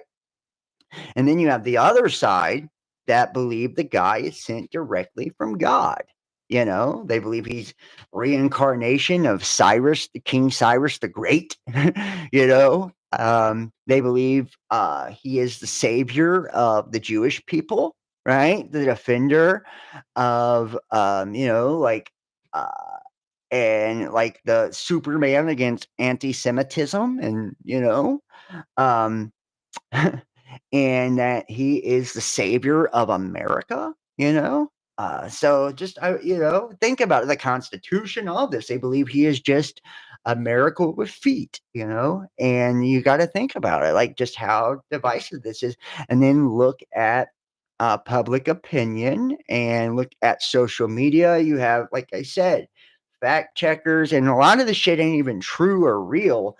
I'll tell you, just for an example, on Facebook, I posted a meme after he got, popped in his ear. And it was a joke that said, he's like, I grow the best ear back. My ear grows back so fast. And Facebook literally got me for disinformation, saying that it wasn't true, that it was false information, right?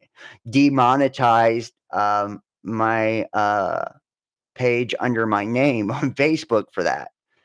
Then I posted a meme with Jeffrey Dahmer on it, and it was talking about, something basically about, it didn't say anything about eating people. It says, when the groceries run out, we always have each other. It was funny. This is clearly humor, right? And they got that for dangerous organization and dangerous individuals. And I can't even live stream or anything on this shit. Because of these things. And then I showed a video not too long ago. I got 1.4 million views on this fucking thing. And it was a video. I have it posted here on YouTube in my shorts, and it's showing like the young girl talking about the satanic sacrifices and stuff like that, and they got me for promoting violence and shit like that. So, I mean, you do have like this whole truth committee, and it's like they are regulating what's true and what's false. And it's like they're even taking things that are meant to be humorous or shit, parodies. And, remember all of the censorship on YouTube and all the comedians that were being deplatformed, and like the cancel culture and shadow banning and all of this, deciding what's real and what's not. And like, there's so much people that will absolutely put out, just intentionally put out fake information.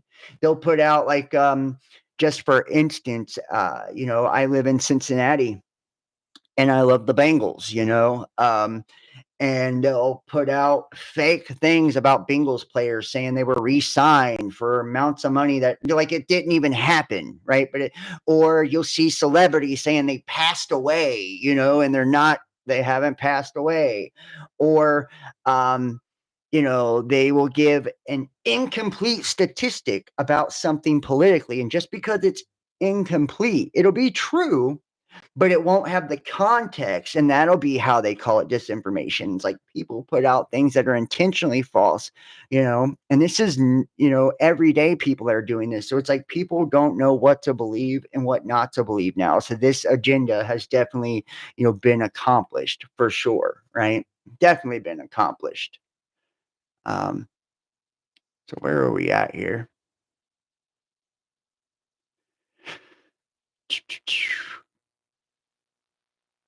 Where was I at? Got so much shit, guys. I've got so much shit on all this. I'm gonna try. Yeah, here we go. I'm gonna try to hit as much of this as I can tonight, too. Honestly, and back to the cognitive warfare. There is no commonly accepted definition for cognitive warfare. The notion of cognitive warfare is still not really well understood and is very often confused with information or cyber warfare. Defining cognitive warfare, historically, the term cognitive warfare has been referred to as the use of the means of action that a state or an influential group makes in order to manipulate the spontaneous mechanisms of the cognition of an enemy or its people. So, who is the enemy if this is happening to the population? In order to weaken, penetrate, influence, or even subdue or destroy them. Although it's an integral part of the military art, it is, in this sense, a new disciplinary field that requires to be better identified. It comes from the cyber techniques of information warfare and from the human aspect of soft power or influence. Right. And we see these soft coups and shit like that have taken place. Right. The United States government through the CIA, right? Kermit Roosevelt and how he overthrew Iran by doing these things. This has happened a lot, right? The media and all of this participates in these soft coups by all, and think about, the polarizing effect on Trump. They're not even allowed, the mainstream media, the legacy media is not even allowed to say anything good about Trump, right? And it's creating this polarizing effect. This is intentional, guys, right? Some of the alliance's adversaries have clearly understood the military interest of cognitive warfare. By nature, it has a global military dimension and covers both the strategic and operational dimensions.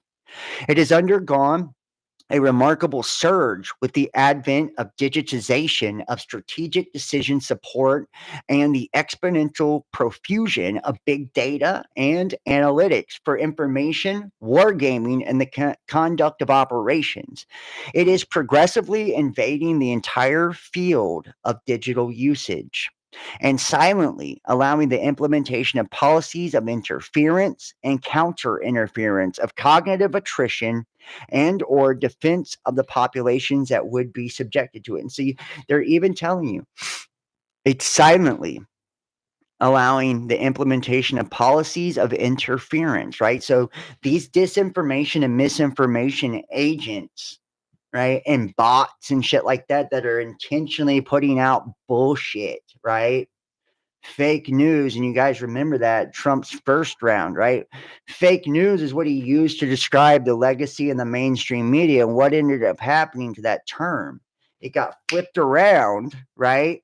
Inverted and used against the very population, right? It's like, oh, this is fake news, that is fake news. And then all of a sudden, if you weren't the mainstream or the legacy media, you were fake news, right? If you didn't go along with the narrative, you were fake news.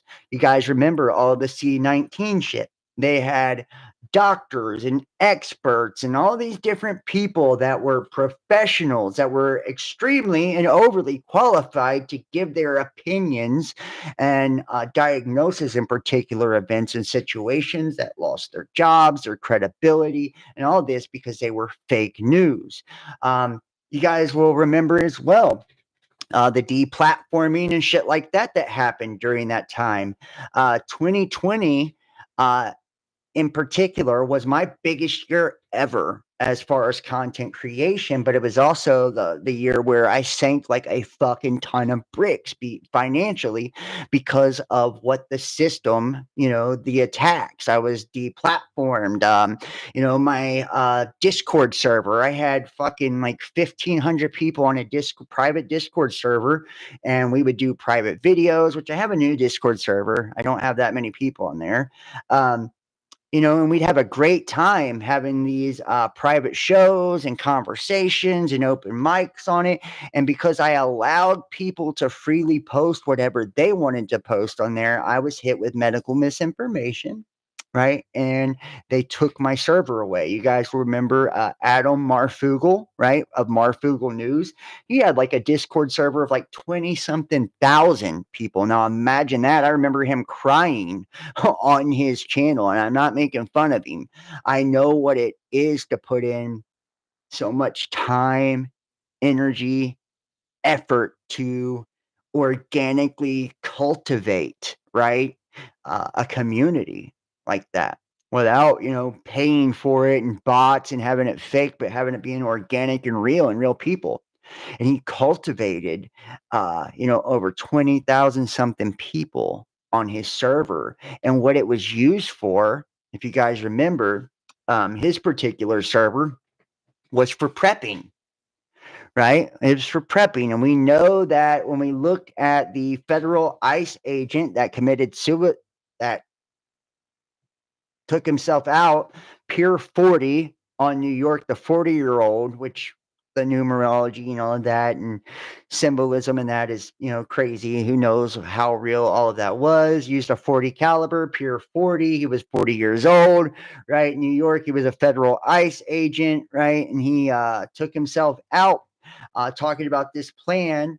And America was going to claim there was a cyber attack. The banks would, nobody be able to get their money from the ATMs. It was an economic collapse, and that, they were going to pretend to go after illegal aliens and put them in federal prisons, and they would gas them all. And it was really for United States citizens, and they were creating a database of preppers and dissidents and shit like that. Right. And that they would knock down the grid and communications when they were, at zero day, right? Which there is a new series on Netflix called 0 Day.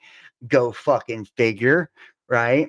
And they would, in essence, go after, those people. That way they would have no ability to call each other or put it online and like share. And that's when they would hit them all and put them into these places. And you think about biblically, right? Biblically, when it talks about the elect and how this beast system and how they would put them in prison and, all of this, it goes right in line with all of this. So, he had this prepper, server, and it was all the different states. It had a group for like former military. It was very extremely organized. He had put a lot of time, energy, and effort clearly into that.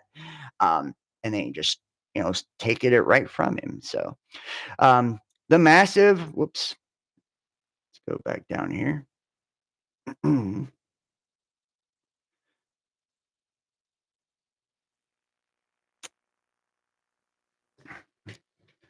Silently allowing the implementation of policies of interference and counter-interference, of cognitive attrition, and of defense of the populations that would be subjected to it. The massive explosion of behavioral data made available by the advent of social media has empowered researchers to make significant advances in the understanding of the dynamics of individuals and large groups online by combining system engineering with social sciences. And think about that, attacking individuals, right, online and large groups, right? As this field of research expands, opportunities multiply to use this knowledge to forge powerful new techniques, not only to understand, but also to shape the behavior and beliefs of people, both individually and globally. Behavioral economics adapts psychology research to economic models, thus creating more accurate representation of human interactions. It is therefore both a reasoned set of attack processes, but also countermeasures and preventative measures. It could tentatively be defined as, quote, the art of using technologies to alter the cognition of human targets, most often without their knowledge and consent. And speaking of human targets, let's see where this is at here, right? We have the Targeted Individual Handbook, and we're just going to skim through this. I'm not going to go through this whole fucking thing, right? But this is the handbook for the targeted individuals to identify and counter gang stalking and directed energy weapons. And this shows you, right, just how fucking crazy this is. The phenomenon of state-sponsored terrorism is nothing new and has been orchestrated by the architects of destruction, the hidden hand of Judeo-Freemasonry since time immemorial. Imposing trauma-based mind control on the common folk is the mechanism of power relied upon to maintain power mind control, world control. The shadow government of the cabal is comprised of blanks, a biological blank race bound up with the entities which control them, and their blank goyim, meaning stupid animals, referring to the non-blanks, tools that they exploit to absorb total power for themselves. The cabal has been in existence for thousands of years and is poised for the realization of their plans for global dominion and enslavement of all to their despotic will as of the time of this writing. This handbook treats of the foremost particular means employed in the manipulation of the common folk beyond that of chemtrails, electromagnetic field broadcasts from cell towers and other arrays, poison food, GMOs, genetically modified, right? Water supply, chlorine, fluoride, estrogenic substances, and synthetic chemicals, coerced taxation and wage slavery, media and education indoctrination system, propaganda, and mind control, among other technotronic control mechanisms. The cabal has allegiance towards itself alone and to the entities which control it. The society engineered and controlled by the cabal is structured as a trapezoidal geometrical figure in terms of power share. Blanks are at the top of the trapezoid in the physical dimension, with Freemasons and other Illuminist groups subordinate under the controlling elite. The population is divided into rival camps based upon occult principles of polarity. And we talked about this polarity, right? And this dualism. Masculine, right wing, and feminine, left wing. The whole of the system of the Judeo-Masonic theocracy operates in secrecy, is hierarchically compartmentalized, with the advancement or demotion based upon the degree of loyalty given to the cabal and the use value of the individual there too. And let's see if I can pull up this video just to kind of go with this here. See if I got it here. Right here. Right, and this shows you this is your cabal. Chappelle has never been a part of the Illuminati. They don't want him or me or people like us. But now it's not necessary for us to stir up that hornet's nest unless we intend to get stung 1,000,000 times. I didn't understand that. They had to sting me 1,000,000 times. I'm still not going to join hard because it was his turn next. Some of us are against the Illuminati, and we are against the Illuminati at our own detriment. When people are against the Illuminati, then they get punched in the face all the time. The press hates them. Nobody likes them. My take on the Illuminati is all these rappers are wannabes. They wanna be. You know, it's the same way when rappers were, oh, I'm John Gotti and I'm mafia, mafioso. They are promoting the Illuminati imagery. They are, and they're doing, you know, the one eyes and the horns and you know, all of the Baphomet goats. They are doing it. It's unquestionable that they are doing it. Now, are they part of the big world power? That's, you know, no, they're not in charge of it. They're nothing. They're just rappers rapping, you know, and try to pretend like they're part of something bigger than. And think about the secret covenant, right? The secret covenant talks about the ones that they call initiates, right? They believe they're part of this hidden hand. They believe they're part of this brotherhood, this fraternal order, or this sisterhood, and they're truly not. They're on the outside looking in. They will never actually be, a part of the true thing. They're useful fucking idiots, and they're sellouts to their species. Then they really want to be part of that, but they're not part of that. Music business plays this Jedi mind trick on you where the whole thing's set up to be rapacious and take advantage of your weakness. If you get success and you have leverage, they'll get out of your way because you're making them a lot of money. But the minute you're not making them as much money, then they step in and they start playing these Jedi mind tricks on you. We know what to do. The public's going to forget about you. I mean, I've heard all these things like, this kind of weird, like, yeah, you're in the room, but, we're the arbiter of whether you can stay in the room. They do these 360 deals where it's like, if you get a perfume deal, if you like your whole world, they own you. We own a piece of your whole world. You can go to YouTube and Google and search on YouTube Illuminati, and you'll see stuff you wouldn't believe about very famous people, very famous musicians, and their music videos and images you clearly see in them that are satanic images. Telling you facts. Hear it. This industry is not what it seems to be. Listen, this is a rapper. You got 200 followers. I bet you there's rappers in here right now that can rap way better than me. You can rap way better than me. You will never be where I'm at because this industry is rigged. It's rigged. I'm telling you. Disney stars. Are you all in a secret Illuminati-like club? No. Is it because you can't tell me if you are? No. Is that true, Sam? Inconclusive.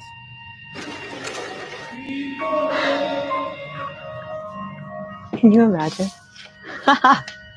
All our society is run by insane people for insane objectives. And I think that's what I sussed when I was 16 and 12 way down the line, but I expressed it differently all through my life. It's the same thing I'm expressing all the time, but now I can put it into that sentence that I think we're being run by maniacs for maniacal ends. If anybody can put on paper what our government and the American government, etc., and the Russian, what they are actually trying to do, and what they think they're doing, I'd be very pleased to know what they think they're doing. Which they killed him, right? That was like some fucking outrage fan, JFK, and he stopped playing ball. His speech on secret societies, they smoked him, right? He was part of the 13 powerful families. He was killed on the 33rd parallel in Dallas, Texas. I was actually born on the 33rd parallel, and I'm a 33 life path. That's called a king kill. Right. And the way that they autopsy their bodies, like King Von, which was another king kill, a rapper, they cut his body into a Y. They did the same thing with Lee Harvey Oswald. These are ritualistic ways that they do the autopsies, all of this shit. And it's, you'll see them make the symbolism, the hand symbols, the hidden hand, or, this, that means, your throat will be cut if, you speak about this, or the accentuation of the eye, or whatever. And I can tell you this, from my own personal experience. If you do not play ball with this, and it's like when, and it's like, I'll tell you, I'm not going to say a lot on this, but you will almost see whatever niche or industry you're in, there'll be like an inner circle or a club or a clique, or, and in order, for you to get into that and be a part of that, you have to play ball. You have to play by their rules. And once you hit a certain level and you're, there is a hierarchical structure to that. If you don't go along with that, right? And when your number comes up and you have that, if they consider you or whatever, or try to bring you into that inner circle, if you don't do it, they ruin you. They either, take you out, or they fucking destroy you, one of the two. They will make sure, you don't reach prominence. And a lot of times, you'll see people's go bankrupt or their careers will fucking end. And once they have them on their knees, that's when they're ready to capitulate and roll over. I think they're all insane, but I'm liable to be put away as insane for expressing that. That's what's insane about it. Same thing with the insanity thing, right?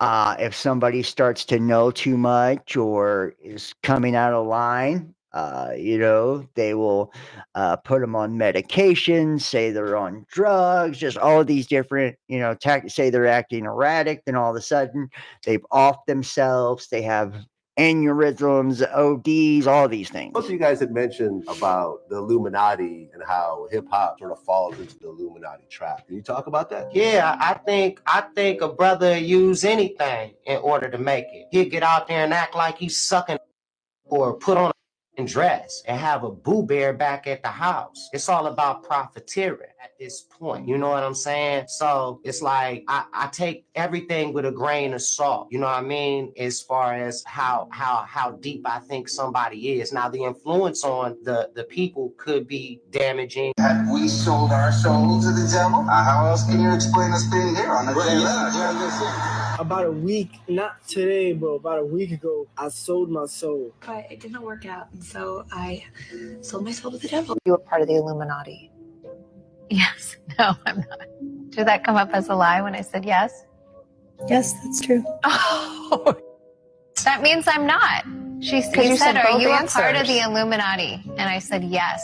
And then you changed it. And then I said, no. But I said, I'm just kidding. Don't try to work the system, okay? Let me work you. You need to I stop. am not a part of the Illuminati.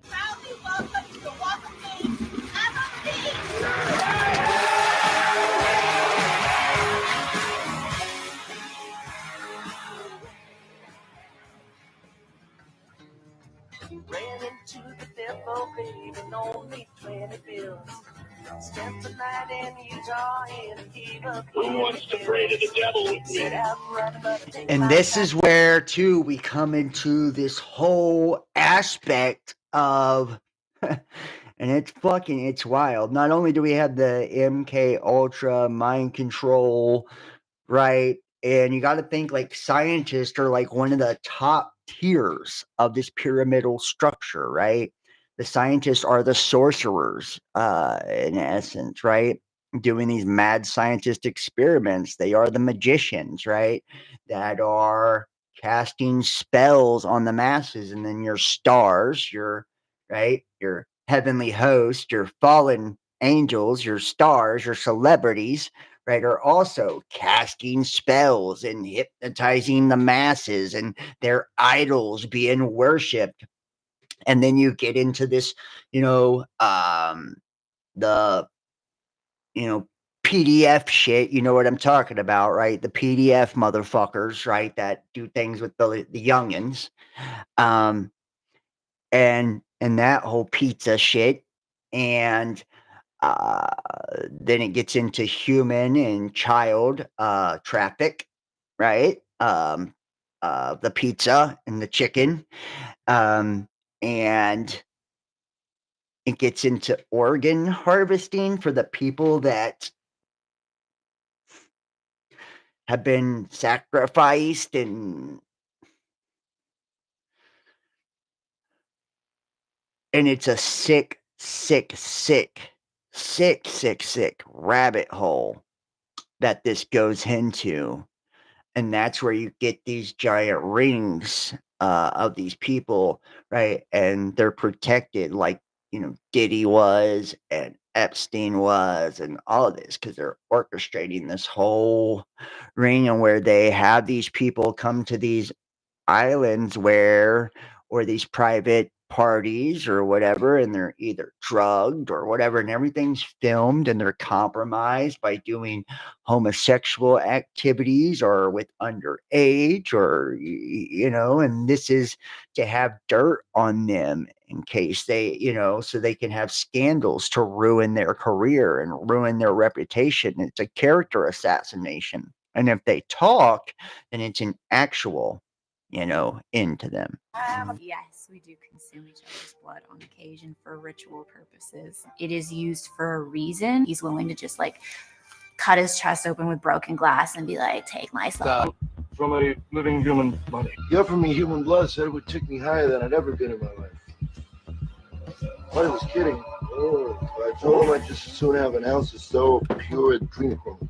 Suck baby's blood. Put it on my face. One of Oprah's favorite, Fountain of Youth. How come it's red? Cells from baby foreskin. The young blood from teenagers. Their hair, if it was gray, just turns dark. Plan like we used to go to meetings on Wednesday in black cloaks.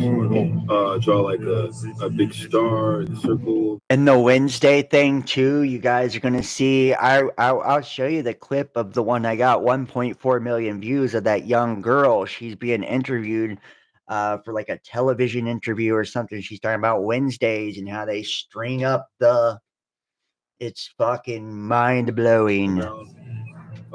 We have like these cups of blood. And he, Little Nas X, when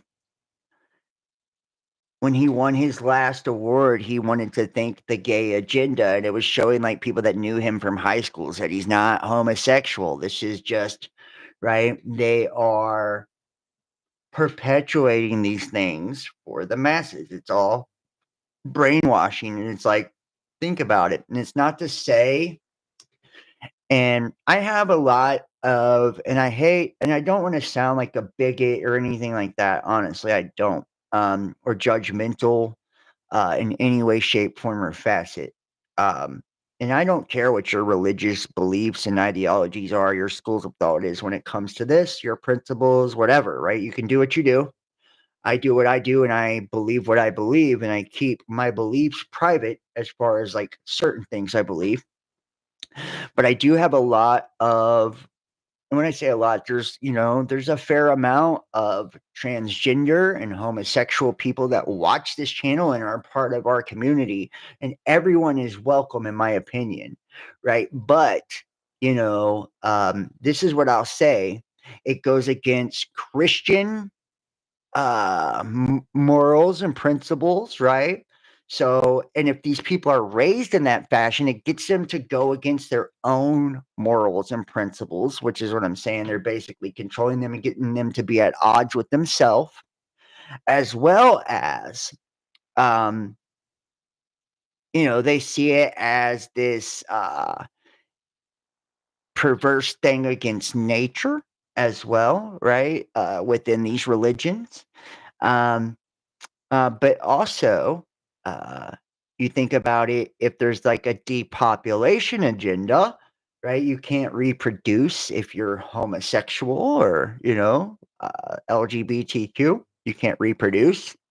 As well as, the trans agenda, when people take these, hormone blockers and have these surgeries and all of this, it sterilizes them for the rest of their life, So, and you think about Baphomet, right? Lucifer, and the androgynous nature of it as well, right? So it's all part of this, Luciferian satanic cultish thing. But I don't want to smear or down anybody that does believe those things, because there's good ass people that are homosexual and that are trans, and not everybody's a fucking weirdo, a creep, a bad person that does bad things to kids just because they're into that stuff or because that's who they are, right? So I don't want to, put that out there. And like I said, if you can believe what you want to believe, but I believe to each their own, and consenting adults can do whatever they choose to. But what's fucked up is when they are intentionally putting out these things like guns, drugs, violence, and rap music, all of these different things, right? Promiscuity, sexual promiscuity, the feminist movement to take women away from being their pure divine feminine and trying to get them to adopt this toxic feminism, and it's really just trying to be masculine like men, and it's very toxic and unattractive. Same thing with men with toxic masculinity, or the beta males, and they're trying to be more feminine than women. It's just like, when it's not natural, right? And when you're being coerced and manipulated and controlled into these things, right? It's perverse, right? It's going against that person's natural behavior, nature, and all of that. Drink it pretty much. And we kind of like plants, like. And the blood, the baby's blood and stuff like that, the children, stuff like that. I believe they have some type of platelets or something like that within the blood that, and you think about like telomeres and shit like that, right? The blood has something within it that essentially like rejuvenates people, because we don't produce the older we get, right? Not only do our telomeres burn out, but like the platelets that keep us young and shit within our blood, the plasma or whatever it is, you know, it loses its potency and its effect. So it has that as well, with as far as ritual aspects. And you think about like people in religion, in particular Christianity, and think about the anagram of Christianity, rearrange the letters, and it's Antichrist, right?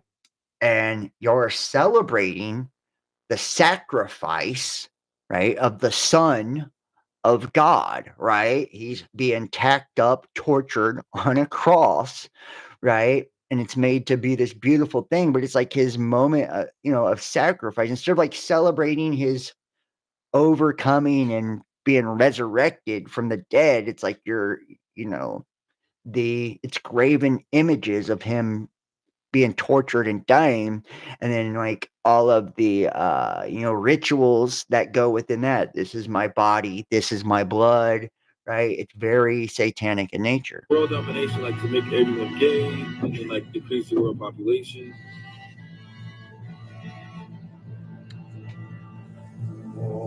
Jimmy Kimmel, viral this. I fight to eradicate childhood malnutrition from the planet. And until they release the flight logs, you, the mainstream media, Hollywood, we're all pedophiles to me. Eat dick. Invented a Eat child dick. molesting robot. It's a robot that is designed to molest children. Babies, mama slaves, working. Y'all on here if y'all think I sold my soul. Y'all coming right with me, you dummies. You'll do anything. Lil Uzi Vert and his name, Lil Uzi Vert, Lucifer, right? And he's literally at a concert saying like, this is the rapture and you're all still here. So I'll show the clip of it, man. It's fucking crazy, the shit that they say to these people. Trying to get the money. I sold my soul to the devil, I'll never get it back. I sold my soul to the devil for a strong price. I sold my soul to the devil. And I'm done with the devil. I kind of get possessed by the devil when I'm performing. And I'm like, if you don't get this right now, I swear to Lucifer. And the possession, this is mind control. This is MK Ultra, trauma-based mind control. When you fracture and fragment a person, they develop dissociative identities, right? In essence, right, those fractures are, they're fragmented within their mind because that trauma severs connection. So for one, it fucks with their memories. That's why most of the masses in the population, because of the gore and all of these negative, ugly, distorted frequencies and things that we're watching, right, on television and movies, right, destroys our memories, right? So we're fragmenting every time, or we're severing, because our brain fires on electrical synapses, right? So those electrical connections are severed, right? And we repress naturally. The human mind represses negative experience naturally. Bad traumatic experience, it tries to repress it. So we fracture those connections. So it goes from one connection to two, it splits off. And where they split off, there is a split in the psyche, right? Split personality. And that's an alter, right? An alter is created. And that's where you get the phrase of alter ego, because that split is where they start inserting the program, inserting a new persona or a new mask, if you will, which is, remember, a demon. It's a demonstration, a persona, a mask. It's a mask that they're wearing, right?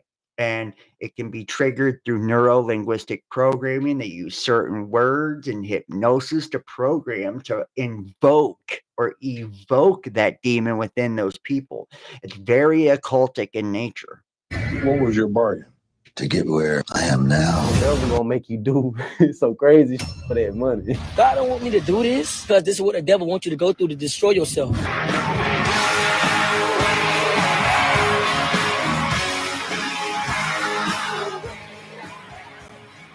I sold my soul to the devil. All the good girls go to hell. No doubt about it. Let me just say this. Brad's one of the greatest stuntmen I've ever met. Probably the best. I'm a very physically creative person. Doesn't anyone notice this? I feel like I'm taking crazy pills. In a movie like Zoolander, when they're showing you that they're controlling Derek Zoolander's mind through mind control, you realize that they're trying to desensitize you and to make you think that what you're watching is fiction because it's in a comedy. Like a mass MK Ultra man. Their purpose is to capture the minds of the people and feed them false history. The CIA is funneling information into Hollywood. Hollywood is putting out in the movies, and the population believes it. All right, so look, here's the deal.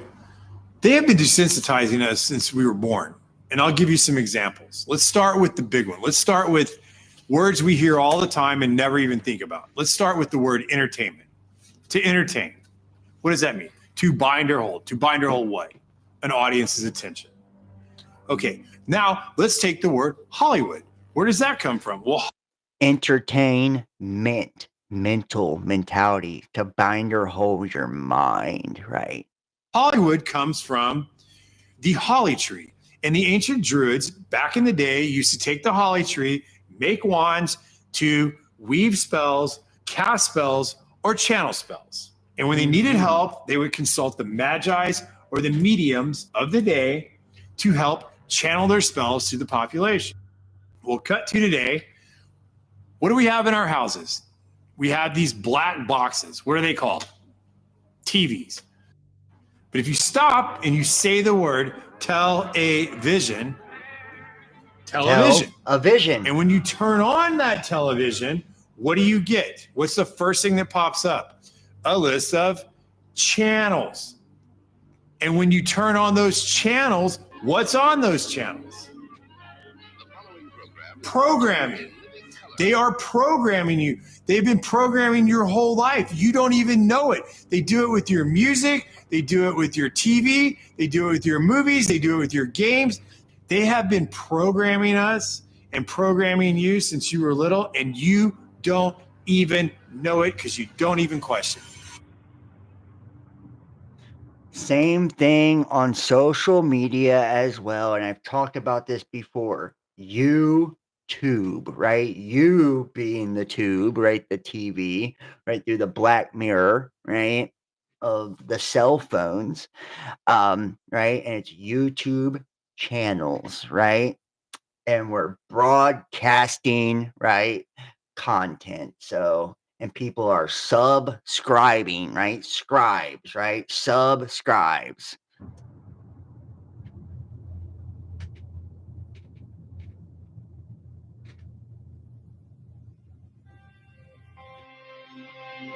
Starting in 1900, we entered a previously unimaginable time of modern technology.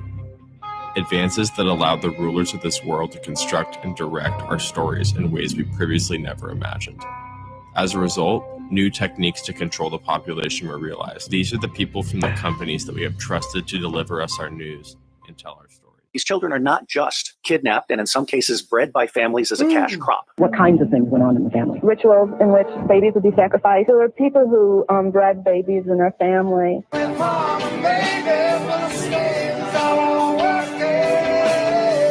We have people in the United States of America that breed children in order to sell them. And when they are sold, they come without birth certificates, which means it's easier to kill them and have no one ask where they are. We're also importing children by the plane load. Again, children who have no documentation. It's not just child slavery. And speaking of this, I have a video, guys.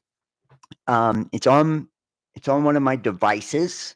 And I was going to post it as a short or a reel, but I just couldn't. I couldn't bring myself to it. And it's at one of these ships, like the shipping containers, right? And this just shows you how fucked up people are. It's in a shipping container. And the operator within the container moving these containers around, you can hear the little ones blood-curdling screams as they're moving the storage containers around.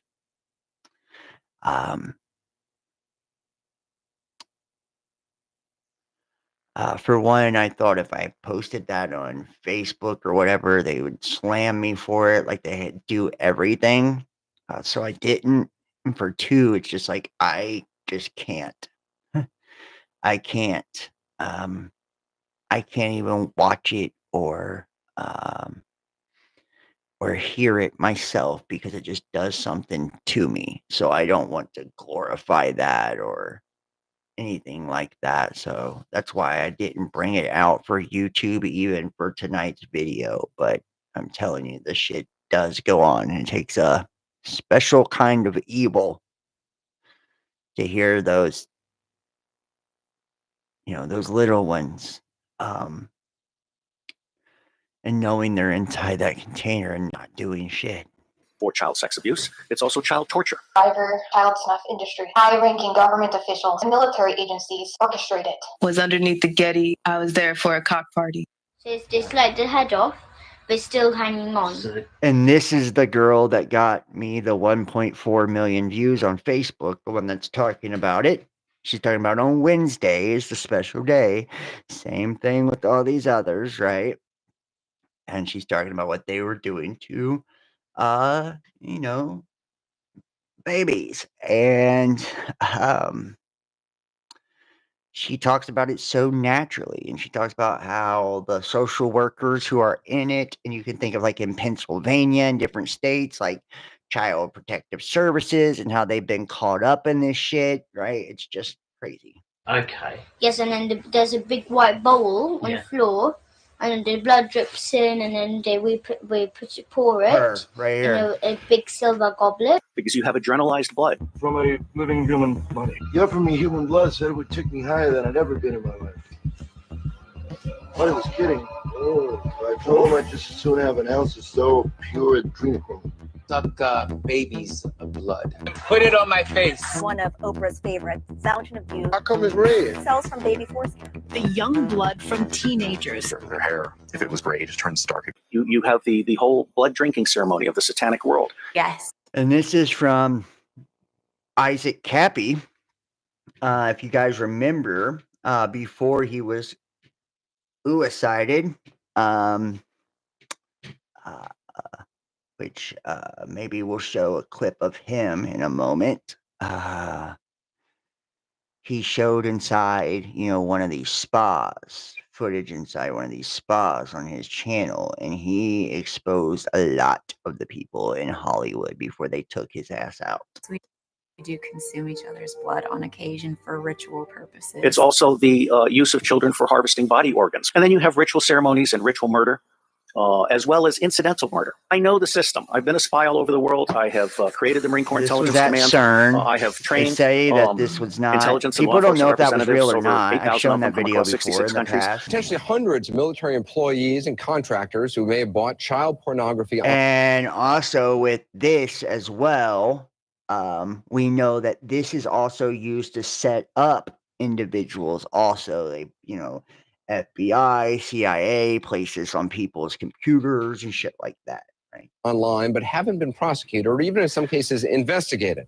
That's right, you heard me, child pornography. As many as 1,700 names, according to a U.S. Senator, on a list of 5,200 from an internet sting operation overlooked the first time around 4 years ago. They're all, without exception, good people trapped in a bad system. Now that we've had Pizzagate. Welcome, friendly people, to Comet Pizza.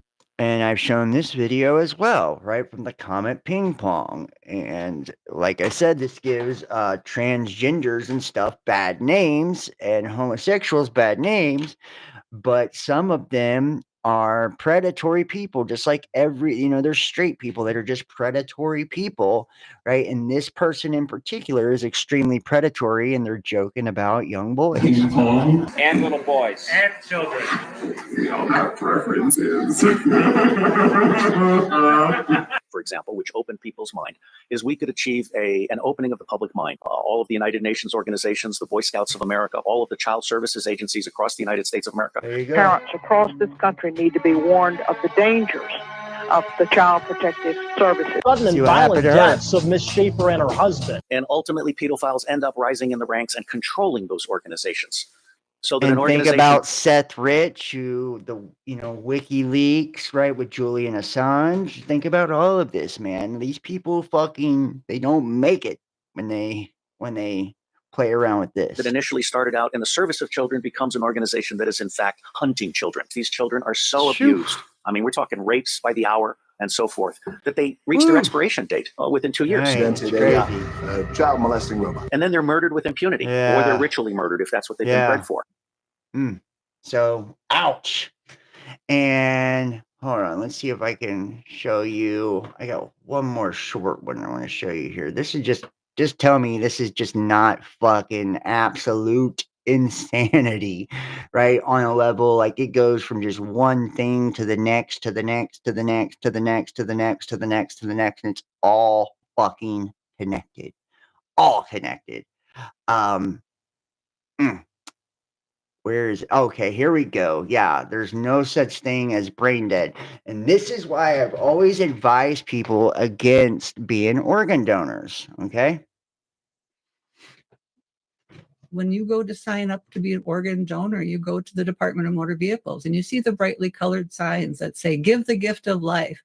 You're never offered a consent form. You're never told that when you become a brain dead organ donor, you are not biologically dead. These people have a beating heart, their lungs are working, their digestive system works, their kidneys work. Organ harvesting. People who have been declared brain dead have delivered healthy babies. These people are in no way dead. And there have been a couple cases just recently in the news. Terrence was what seems like a wonderful kid, a 19-year-old football player.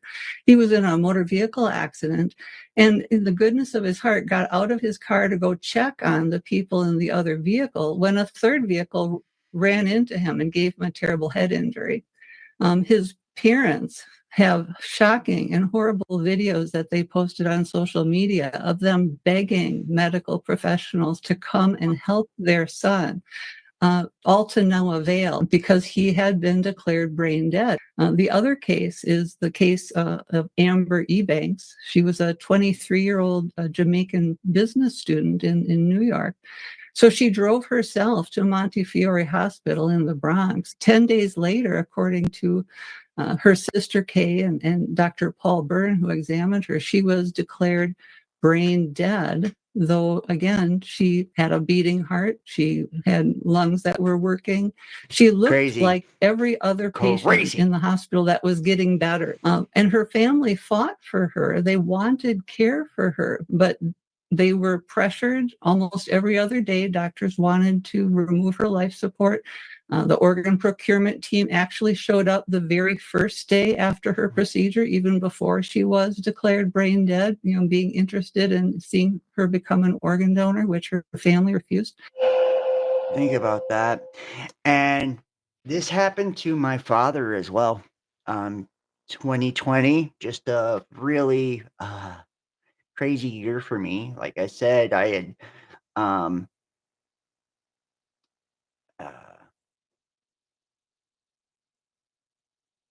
I had really reached a peak as far as like financially, and done some little radio shows and My first time like getting a magazine article. I'd done a lot of cool stuff that year as far as career wise and all of that. And then towards the end of that year, right? My father died, and just like I said, my business was destroyed. I was extremely targeted. I was co-opted by someone that, basically tried to destroy my fucking life. So I, impregnated them. It was just a crazy, crazy thing. Fucking crazy thing that year. And when my father passed, it was during the pandemic stuff. And you guys can remember back then I was doing the 800 number, right? I forget what the 800 number was. It was something with my name or some shit. And right after my dad died, I had like people calling in on the 800 number, making fun of my dad passing. Like, that's how shitty like the targeting was. It was crazy. My criminal record was released when I went on a radio show. It was nuts, dude. It's just nuts. And when my father passed, it was during the scamdemic shit.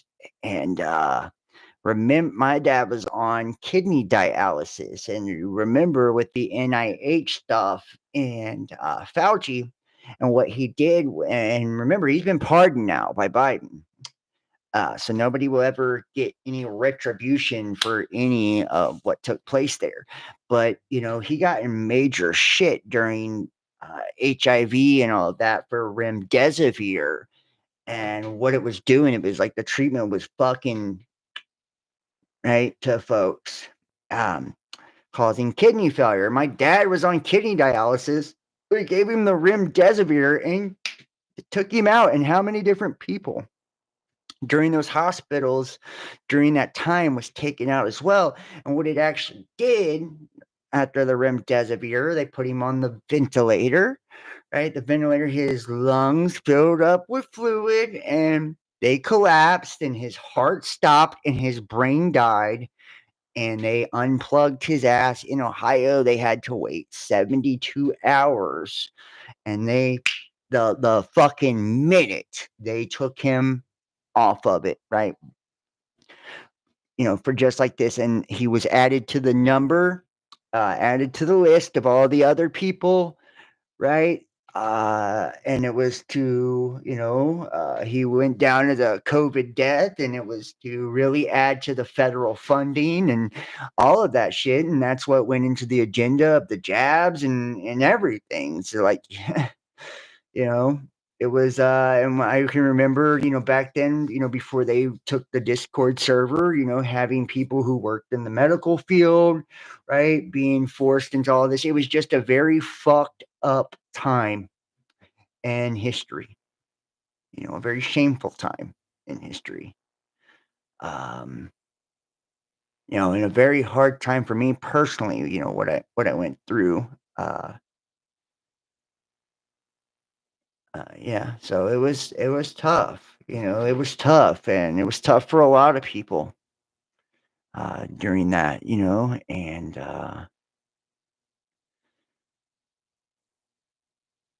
like people have forgotten the value of life.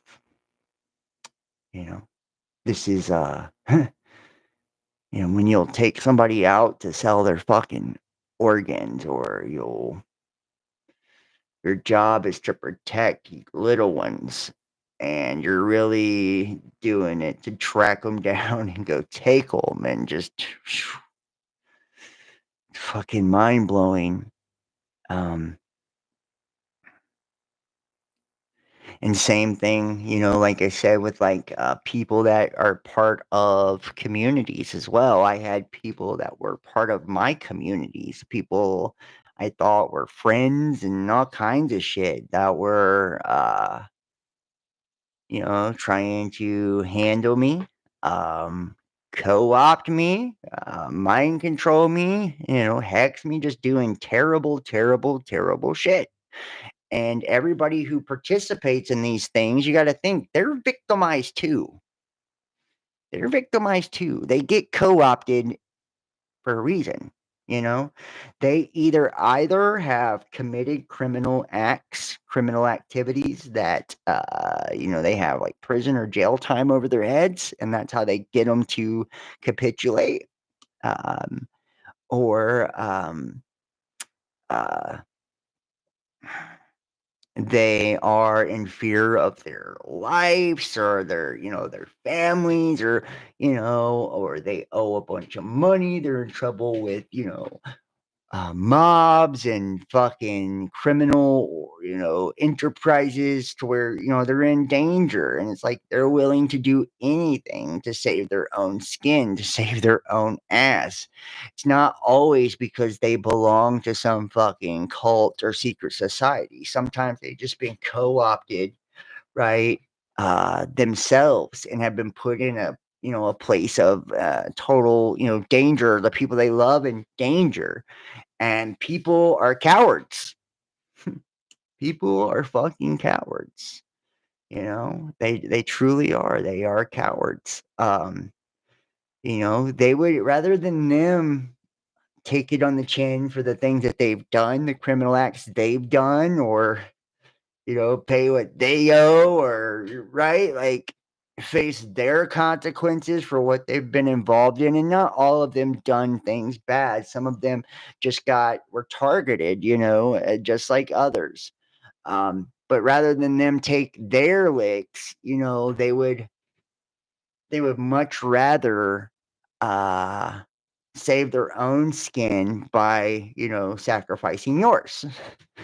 you know Same thing with, like, and this is why I was saying at the very beginning of all this, how important it is for us to come together, like, and unite. The whole divide and conquer, all of it. It's beat the brakes off of us, as communities, right? Truther community, spiritual community, right? All of it. These communities online, um, they used to be very, very tight, a lot of them. At least this community was very tight. Very good people, and they're still very good people, here. But, um, people are driven by all kinds of things, the people that join a lot of these cults and brotherhoods and shit, like, they're driven by the lust of fame. Right? They want fame so fucking bad, success so fucking bad, they're willing to sell their souls for it. They're willing to sacrifice people, to do things to innocents, for that, and for the money, for the power, right? We see this with politicians, right? To where they'll be traitors to their own fucking nations and peoples, and just all of this, right? They're traitorous, treasonous bastards, right? And it's for power and money and all of this. People love to see, and we've been manipulated in mass as a collective and as a population as well, right? With like cancel culture, like, it's that lynch mob mentality, right? Like, people love to build you up, but they love to tear you down even more. And you can see why people in the public spotlight are so private about their lives, why people in these societies are so secretive as well, because if you give, and that's why when they have these things over the people's head and they leak it out, they know that they don't have to do nothing, that the public is going to lynch their fucking ass, right? They're going to burn them at the stake. It's going to become a witch hunt, right? Because people may be the biggest fan of those singers and actors and politicians, but the moment they have something to judge them for, or the moment they have something to come after them for, they will torch their ass, right? And it's because of envy, right? um you know a lot of times, there, and it's a strange thing, but people will literally follow and watch people online that they despise and hate. Crazy. It's crazy. Like, just to root against somebody. You ever seen, like, someone that, like, is hating on someone, but they watch their every fucking move, or love to watch, people suffer that they despise. It's like, just where does this demented, sick mentality come from? It comes from hurt people, right? The masses, the population has been traumatized and beat down, manipulated, and controlled so much that they're all victimized. So they victimize one another, right? They become useful fucking idiots, right? And it's like they perpetuate the division. They'll burn you at the stake themselves. They don't need to be pushed to do it anymore. That's like the well has been poisoned, um, and there's very, very few and far between, nowadays. And I feel like all humans are naturally good. We're inherently good, but because of life and experience and stress, and you think about people with 9-to-5s and people to support, and their failures and giving up on their dreams, and just there's so many things that make people bitter, and shit like that in life. And they a lot of them do one of two things. They either direct it at themselves and struggle with addictions and things like that, or they directed it at others. They directed it at others. So, and it's sad. It's sad, and that's why you see such division now. That's why nobody truly supports people the way that they used to. When I started doing this, there was so much love and support from people in so many different, and it's like not just my community, but so many communities. You would just see people just really lifting each other up, and it's like there is almost an arrogance that comes with the whole awakening process. It's supposed to be this humbling experience of your ego, mastering self-mastery, dying to your ego, mastering the ego and putting the spirit in charge. But instead of that, because of these perverse ideologies of the new age concepts of where they say it's self-love, but it's really selfishness and all these things, right? Which people are naturally looking, just like hypocrites do and false prophets do with the Bible, right? They pick and choose the verses that they want to use to support their ideologies and their beliefs and their doctrines, right? And they ignore the ones that aren't convenient. People do this with basically a lot of shit, right?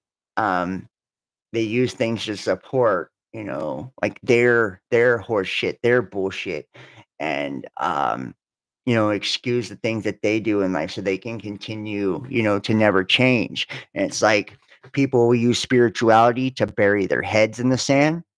They'll be like, oh, I manifest my own reality, and I choose not to participate in any negativity, and da da da da. And it's like, you don't create your own reality. For one, you have some limited control, but it's a collective reality. We all create it collectively. It's a collective experience. You're not in charge. If you were, then you could just bring world peace instantly.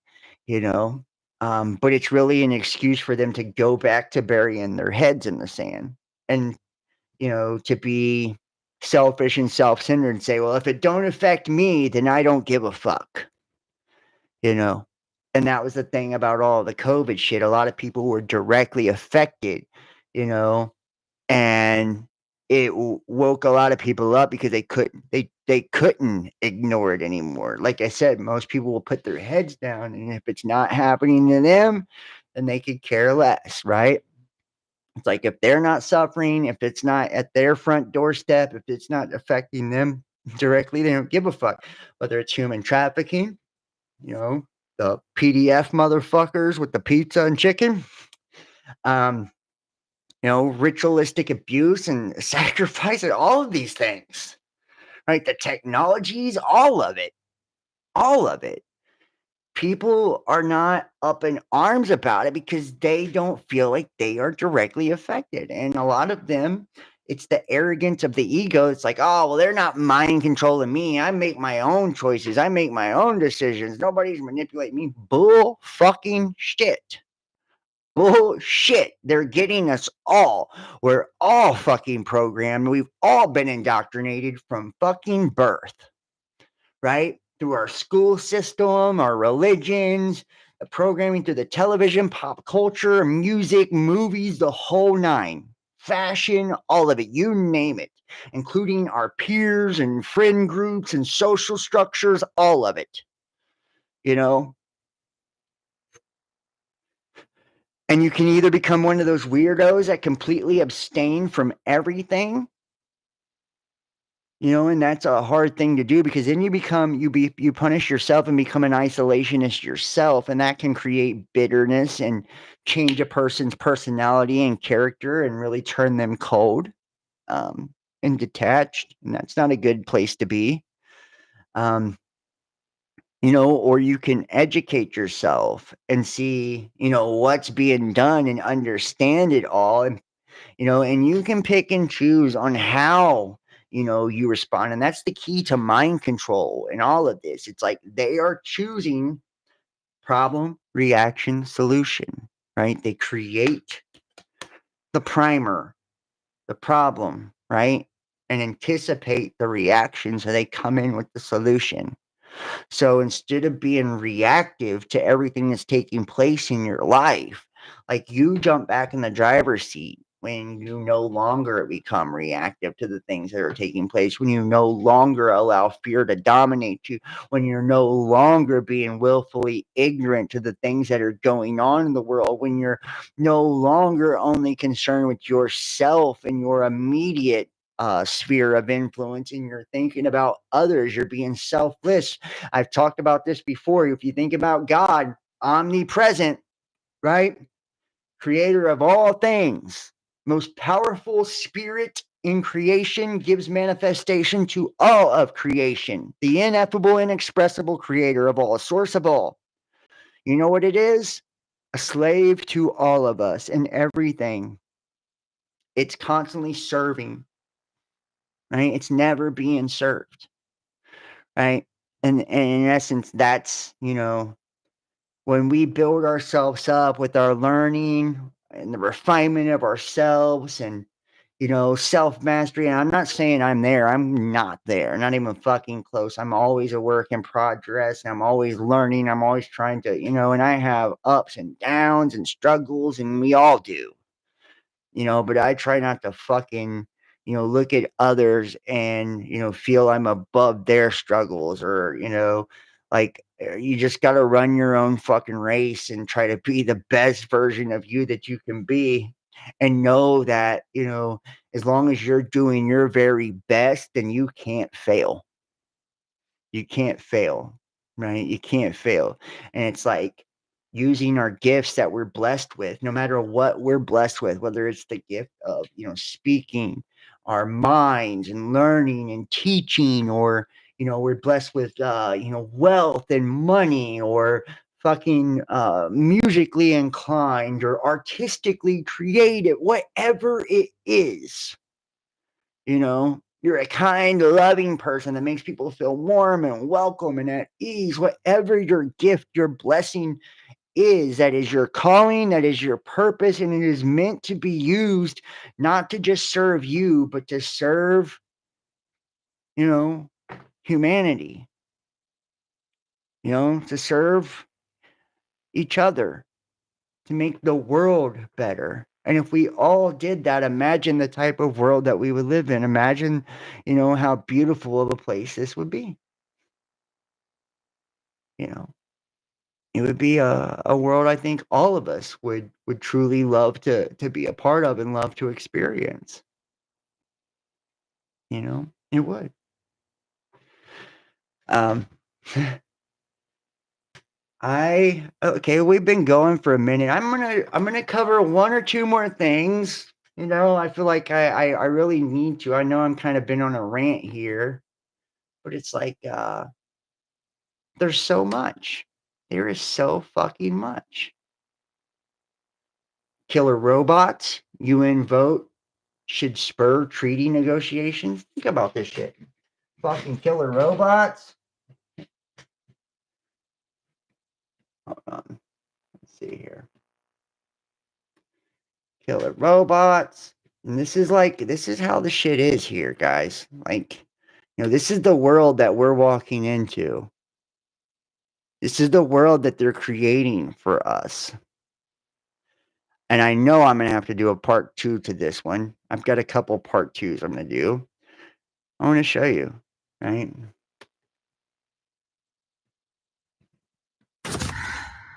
This is the killer drones and robots here.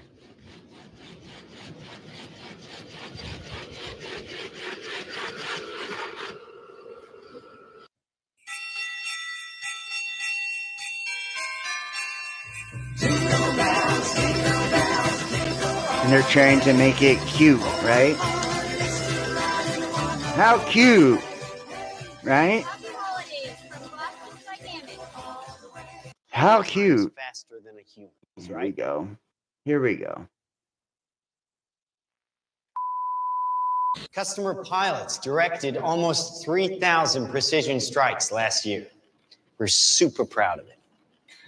It allows you to separate the bad guys from the good. It's a big deal. But we have something much bigger.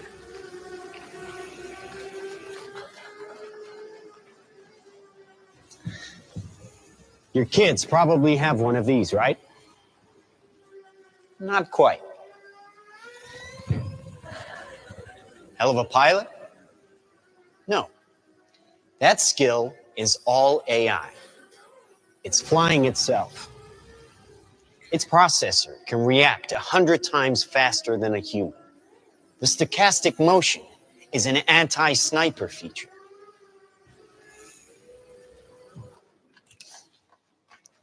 Just like any mobile device these days, it has cameras and sensors, and just like your phones and social media apps, it does facial recognition.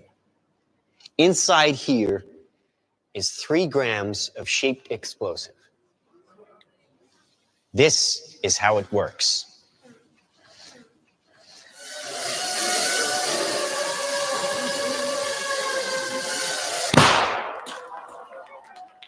Did you see that? That little bang is enough to penetrate the skull and destroy the contents. They used to say guns don't kill people. People do. Well, people don't. They get emotional, disobey orders, aim high. Let's watch the weapons make the decisions. And you hear that? People don't. They disobey orders. They get emotional. They aim high. It's because we're inherently good, That's why the creation of video games, if you guys will remember, in Vietnam, what they found, and I believe it was Vietnam, I could be wrong, but in Vietnam, young men, when they were at war, what they were experiencing was, as soon as these young men would come up to the enemy or the opposing force, and they made eye contact with the other young man, they couldn't pull the trigger. They couldn't pull the trigger. It goes against our nature, right? They couldn't do it. So they created video games as a form of simulation, like an exercise, right?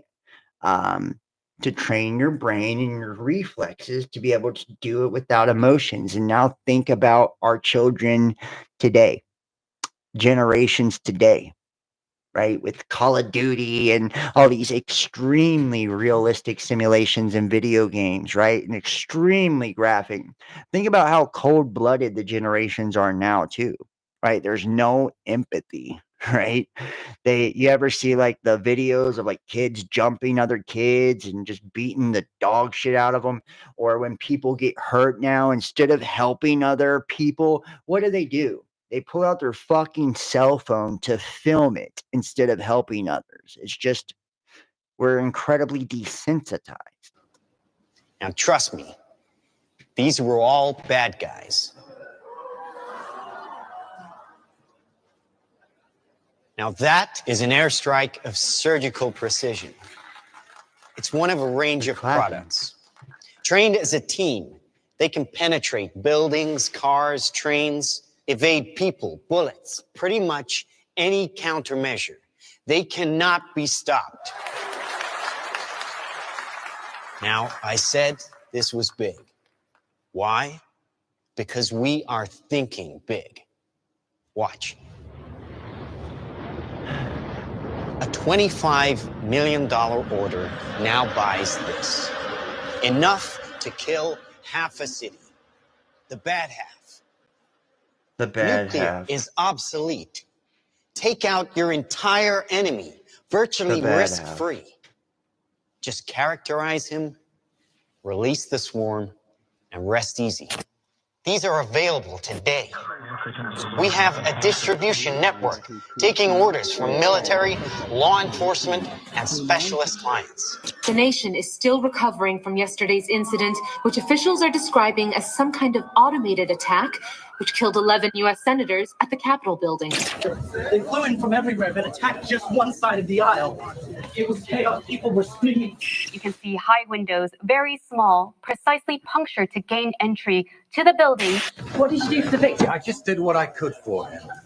Things weren't even interested in me. They're just buzzing. Government sources admit the intelligence community has no idea who perpetrated the attack, nor whether it was a state, group, or even a single individual. So if we can't defend ourselves, then we strike back. We are investing very heavily in classified defense projects.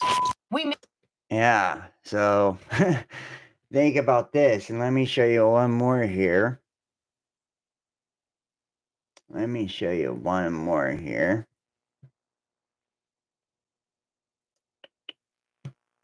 Where's it at? Where's it at? There is so much, guys, honestly. Here we go. These drones are the main battle weapon for Ukraine, and over 1 million will be sent into action this year. They have become the primary weapon for both sides to hit enemy vehicles. Thousands of drone pilots defend Ukraine, but they're increasingly losing control to signal jammers, so the country's switching to autonomous AI drones that don't need a signal. They also make it possible to attack targets in Russia. It only costs around $150 to update a drone so it can be piloted by AI, and it can take out hardware worth millions. The Ukrainian commander said he expects all drones to operate without pilots in future. The US has similar plans for its huge drone swarm program, and Trump's team plans a Manhattan Project for AI to win the race with China.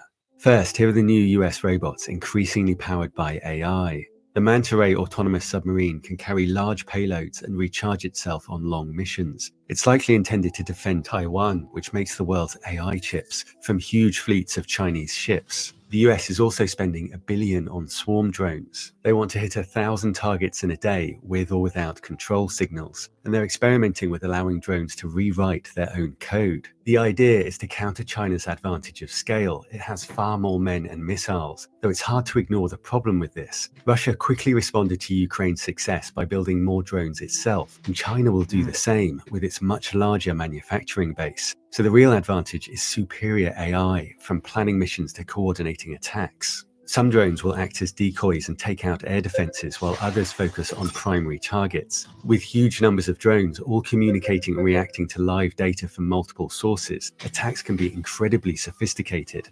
But think about the drones that were recently seen at the end of 2024 that people were mistaken for UFOs. Now to act autonomously. Every second, every other drone just changes its trajectory and attacks you from different sides. This is what makes swarming so powerful. Experts warn that this would lower the barrier to war, which could quickly escalate out of control, and it would literally remove any humanity. Here a soldier begs a drone operator not to kill him. He's lucky it wasn't autonomous. These drones can recharge from power lines, which would keep swarms in action. The US and China don't allow AI near their nuclear weapons, though Russia may have resurrected a Cold War program that could launch a nuclear strike with no human oversight. A command rocket would fly across the country. Which that has changed. AI is now in charge of the nuclear stockpiles. That has changed. Launch orders to nuclear silos. Other states consider this far too dangerous, risking an accident. But autonomous weapons can also destroy cities, and catastrophe is surprisingly predictable, as Stephen Fry shows in a video we made with him. You estimated a high risk of our extinction. Does this reflect the logical AI subgoals to survive, deceive, and gain power? Indeed. These subgoals emerge from a rational agent pursuing any given primary goal, not from malevolence. None of this requires consciousness. It's all automatic, like the evolution of animals. MIT found that deceptive abilities increase with the scale of the AI. And the AIs with the highest rates of unethical behavior are most capable of achieving their goals. As AI agents take on more complex tasks, they create strategies and sub-goals which we can't see because they're hidden among billions of parameters. It's natural for AI to try and gain power because it makes everything easier, and to try to survive because you can't fetch the coffee if you're dead. AI. And I want you to think about programming too with, artificial intelligence. And this is where it really comes down to like a Skynet type of scenario. Let's just say hypothetically that, AI was programmed to,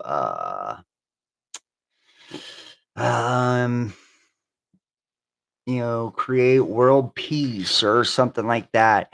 Well, it doesn't have emotions, right? It just has its processes and it carries out the command. If it comes to the conclusion, right, its algorithm decides that world peace is the easiest, it's easily attainable in the most effective way and most guaranteed 100% foolproof way to attain world peace is just by destroying all of humanity, right? Or chipping everybody and not allowing anybody autonomy anymore. You see what I'm saying? This is how that would work. And this is why AI is so fucking dangerous. And even Elon Musk has talked about this existential threat from artificial intelligence, even though he continues to push forward with his neural lace and cyber trucks and all this shit, right? Tesla robots, all of this, but he understands that what could actually happen, and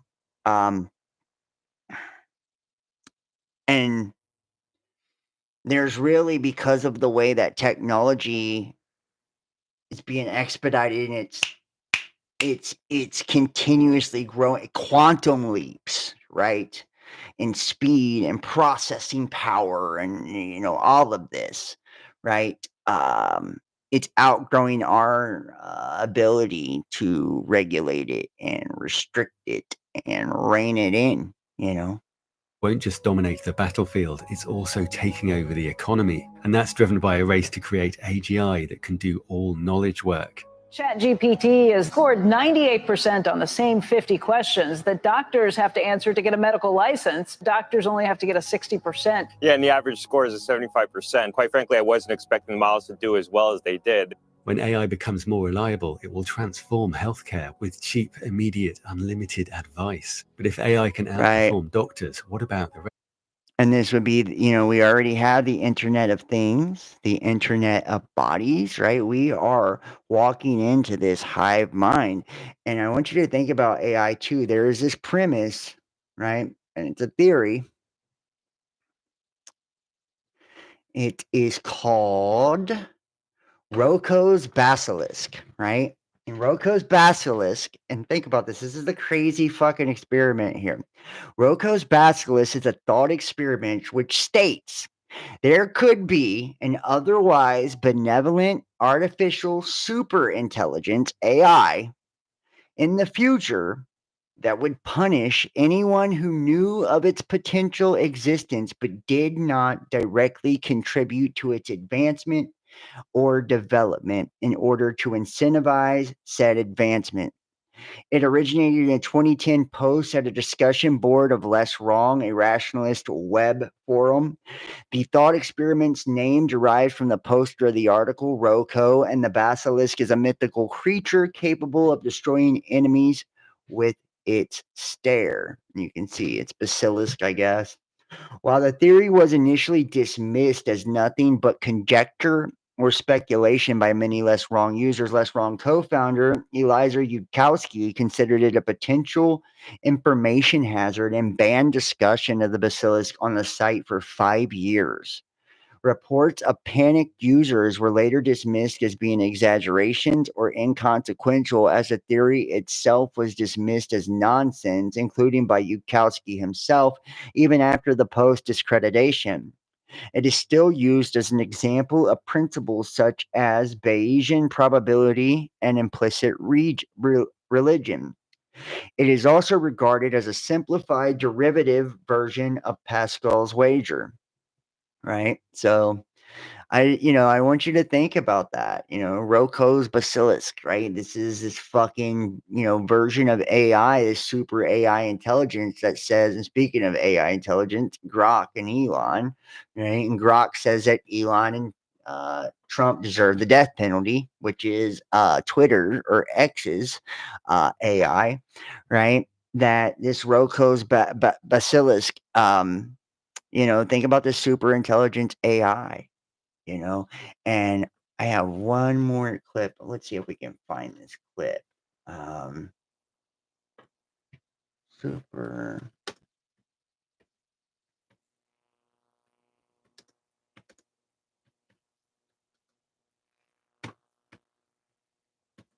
Where is this at? Let's see if I can pull this up. Yes, right here. This is the Jordy Rose. This is the founder, former CTO of D-Wave, presents super intelligence, and it's saying this is alien, right? Quantum computing. Think about it. D-Wave, these dimension D-Wave Delta is like the sleep wave of our brain, right? And think about the Delta variant and all of this shit that was taking place, right? And it's quantum computing, neural networks, all of this. We're tapping into parallel dimensions, alternate realities, right? And we have no idea, what is conscious and what is not. Matter of fact, I'll show you this clip first. Let's see if I can find it here. It's on my channel. And show you this. And this is the opinion of, let's go down here.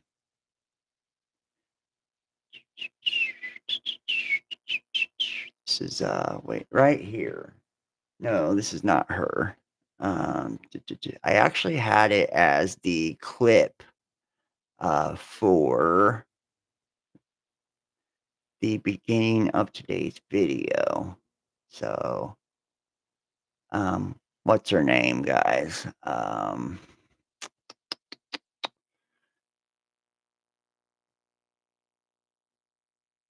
Well, anyways, what is her name? She's the spiritual chick.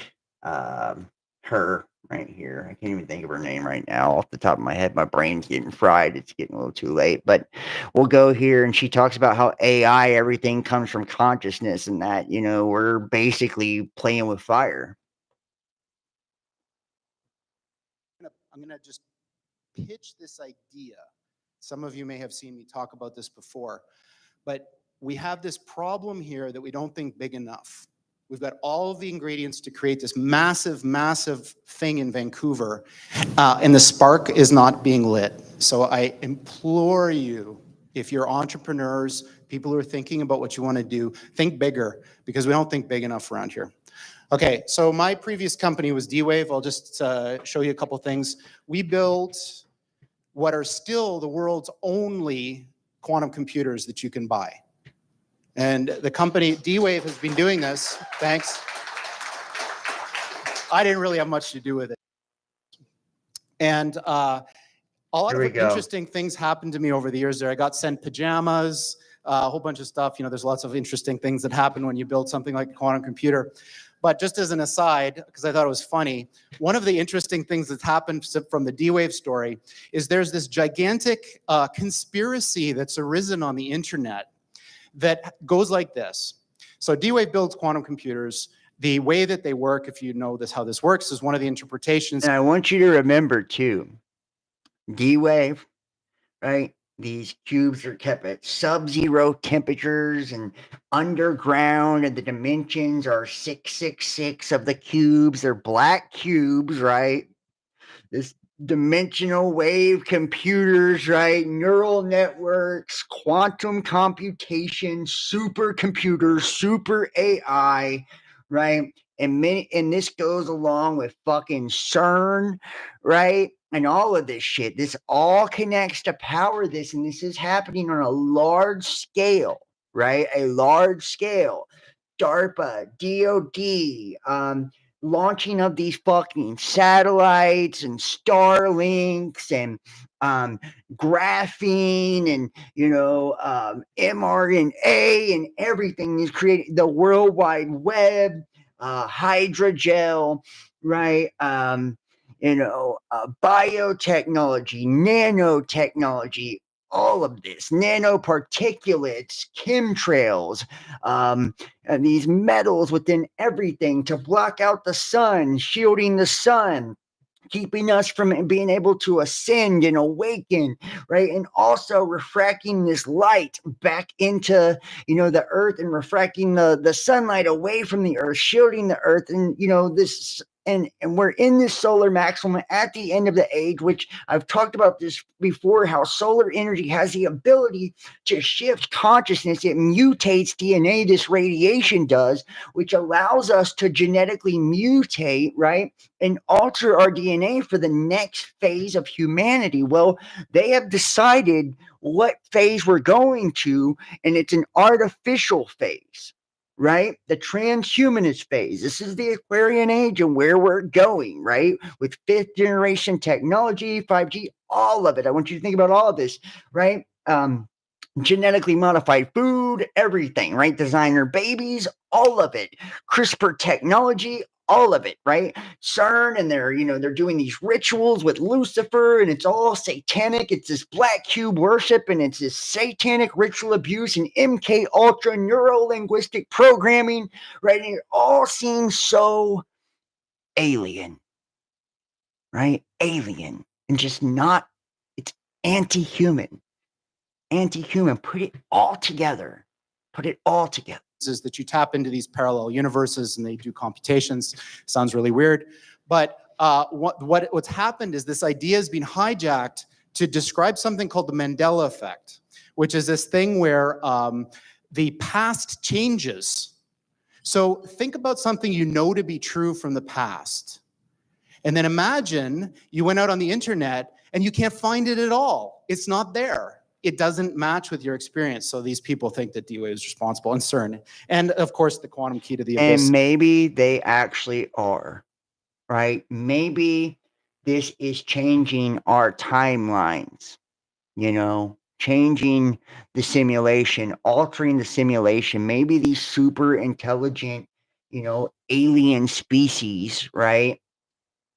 Anunnaki, which were technologically advanced, they already conquered us and trapped us in a simulation with these host bodies and our energy to harvest our energy. Remember, we were created as a slave race to harvest gold, right? Gold representing spirit, right? It's ether, it's energy, right? It's soul force, right? And it was a dark skinned race, meaning a shadow race. It was which we are a shadow. We were created in the image of the Elohim, which means a phantom, projection, an illusion. It's a specter. It's an idol. We are a pale reflection, right? We see our 2D shadow on the wall, our 3-dimensional body, which is a shadow of our 4-dimensional self in the, you know, in the heavens. We are in essence derived from, you know, space, and it's called soul luminescence, star in a jar. And we talk about how, you know, the 7 colors of the rainbow, the 7 days of the week, the 7 chakras, and all of this, and how it's essentially this light being refracted through this firmament, acting as if a prism for the collective consciousness that, you know, is projecting, right, our essence, and something has altered us and trapped us here. And maybe, you know, we're in this loop and there's nothing new under the sun because we're already in a simulation. We've already been conquered and we're being harvested. And this is just a giant terrarium. Factors into it somehow. I'm not exactly sure how. Okay, so that's just D-Wave. I did that for about 15 years. It was a lot of fun. Big science project that we turned into a commercial entity. That was a warm-up for Kindred. So Kindred is much, much, much more ambitious than D-Wave. And what Kindred is trying to do is build real AI. So what you've heard about AI is Kindred not what we mean spirits. by AI. What we mean by AI is a software system that can do literally anything that a human can do. Literally anything. And obviously, computers are better at things than people in lots And of think different about demons, machine learning, right? Mimicking, right? This is the black mirror, that reflection, right? The reflection of the waters above and below the firmament, right? Like it's all starting to come together and all starting to make sense when we add all the esoteric and occultic elements and the spiritual principles within this and what's taking place with, you know, our events that are, you know, here. And you add in all of the secret societies and the hidden hands and the technology, and it's like, what the fuck is truly going on? Is it all being revealed now? We're finding out that this giant experience right before this end of this cycle ends again, and we get reset one more time. We lose our history, we lose our memories, we lose our experience like we have every single time. ways. So now imagine, not only can they do everything that a human can do, but they can do everything that the best human at any task could do better than them.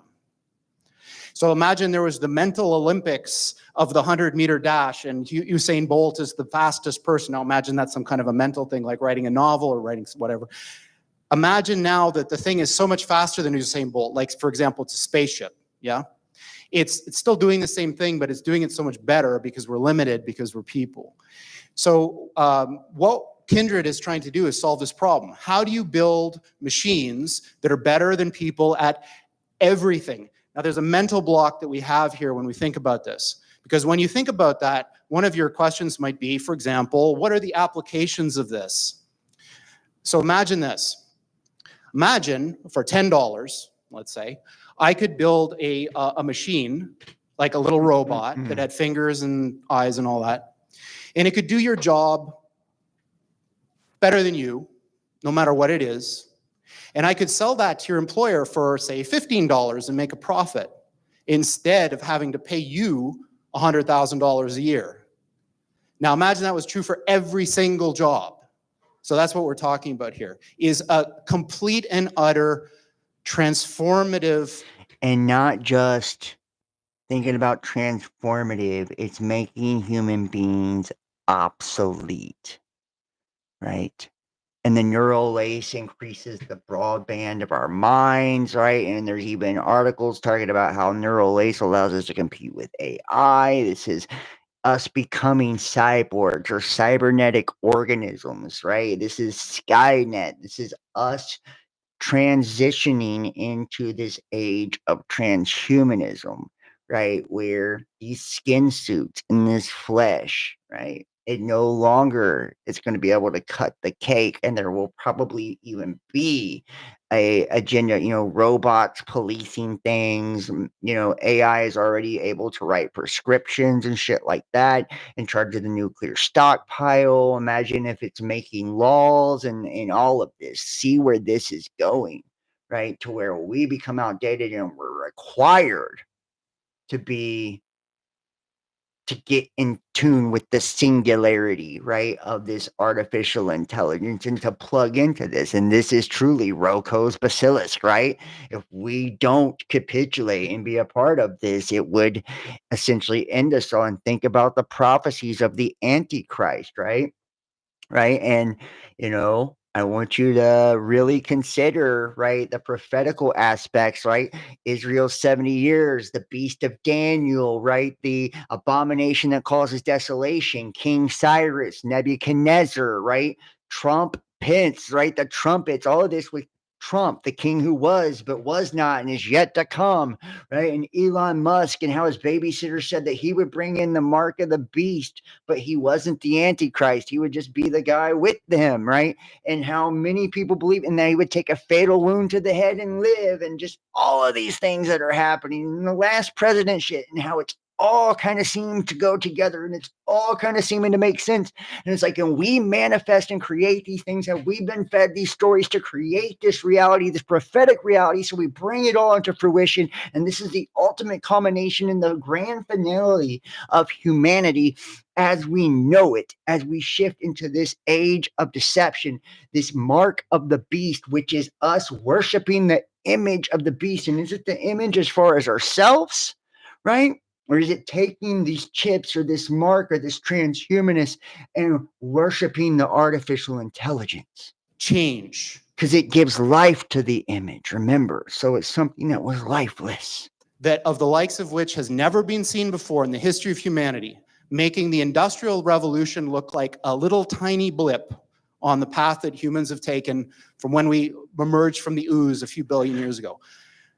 We are right on the verge of that transition now. So this guy, Rich Sutton, is one of the most famous people in the academic world of AI. And like many, when asked, when will this happen? He says things like this: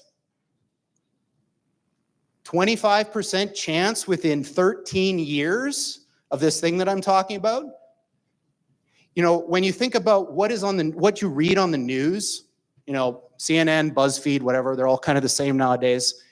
Think about how unimportant that thing is that you're reading if Right, this and is why true. are they all the same? Because we know that U.S. aid, right, was financing propaganda from Reuters and all this, giving them billions of dollars, like for these trans, gender agendas and all these different things to corrupt our minds and mentalities and the way that we perceive reality, and disinformation and misinformation. It's like you look at it all on a scale. It's not the U.S. government, man. It's not our government. It's a world government. It's a global cabal, and it is a fucking secret club, and you're not in it. And everybody that's taken, these pokes, and everybody that's already sold their soul, and everybody, these NPCs, and it's like everybody's being, kind of the wheels are being greased for them to transition into this seamlessly. And it's like just one day with the 5G, it's like flipping on the switch, and it's like everybody just, it's like turned on.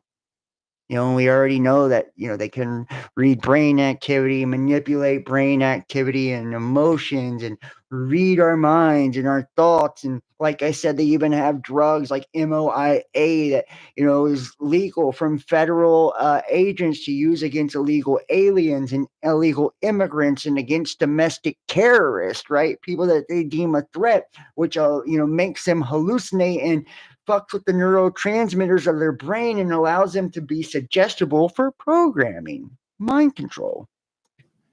Yeah. So what does this have to do with aliens? So Sam Harris, who I quite admire, is a very interesting guy, was reciting this parable at a TED Talk that he was giving, and it goes something like this. So say I'm the President of the United States. So I received this message from the heavens. So my microwave dish, my SETI dish, finally captures something. And what it says is, in 50 years or 13 years, voice of God, we're coming to your planet. You got to be ready. Now, just imagine what would happen if that happened.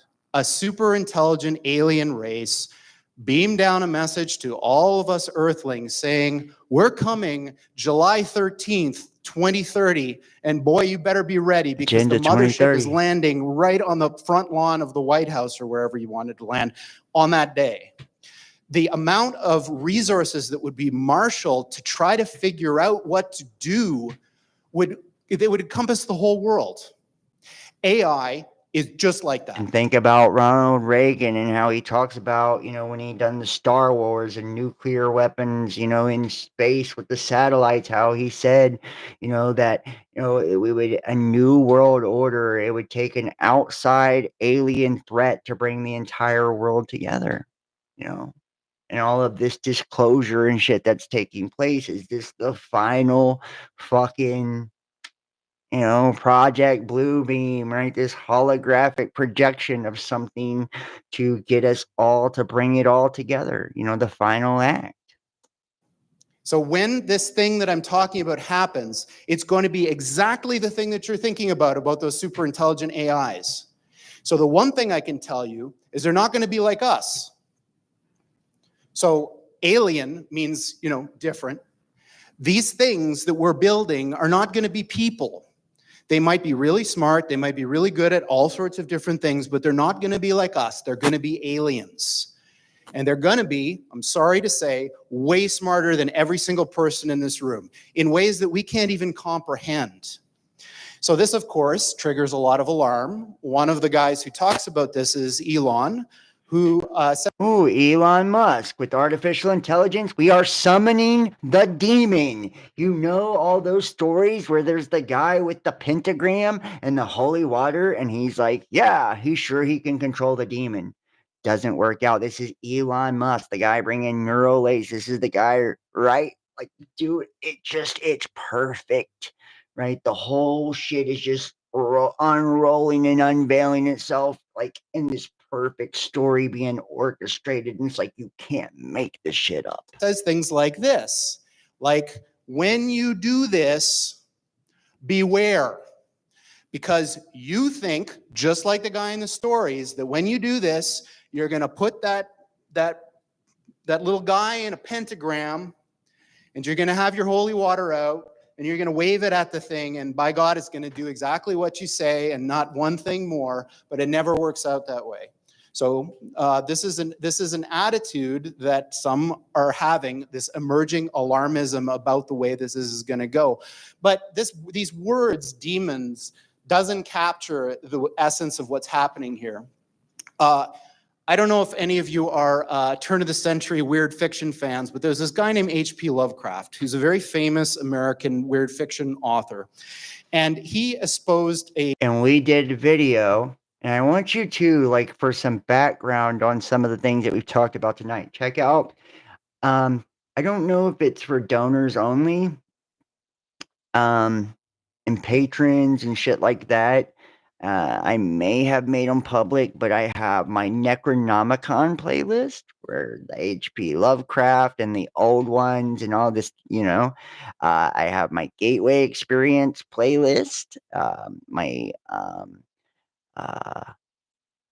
my mystery something, my Forbidden Occult, my Ancient Mystery series, like 5 parts of different cultures, my Forbidden Occult series, all of these, the SRA videos, like, these are some of the best work I've done, and it's like to preface all of this, like where we are now. A view which is called cosmicism. And the essence of cosmicism is cosmic indifference.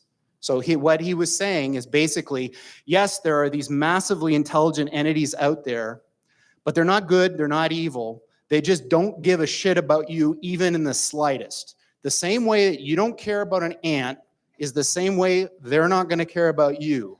And these things that we're summoning into the world now are not demons, they're not evil, but they're more like the Lovecraftian great old ones. There are entities that are not necessarily going to be aligned with what we want. So this transition is really, really massively important for our entire species to navigate. And going back to that thing that Sam Harris was saying, nobody is paying attention. This thing is happening in the background while people bicker about politics and what's going to be in the healthcare plan in the US. And underneath it all is this rising tsunami that, if we're not careful, is going to wipe us all out. So on that pleasant note, we're hiring And there you have it. These Lovecraftian old ones. You can't even mention their name in the Necronomicon. That's how powerful and evil and ancient these deities are. And you think about how all these religions talk about the gods returning and shit like that. It makes perfect sense, you know. And it's beyond scary, actually. It's wild. I am going to wrap this one up. I want to say thank you so much for you guys for joining me tonight. I know it's been a long one. This is part 1. We are going to do a part 2 to this one. I still have so much to do, so we will do a part 2 to this one. If you guys enjoyed this one, if you're in the chat or you catch us on the flip side, please hit that thumbs up for me. It really, really helps with the algorithm. Make sure to comment on the videos too. That also helps with the algorithm. Subscribe to this channel.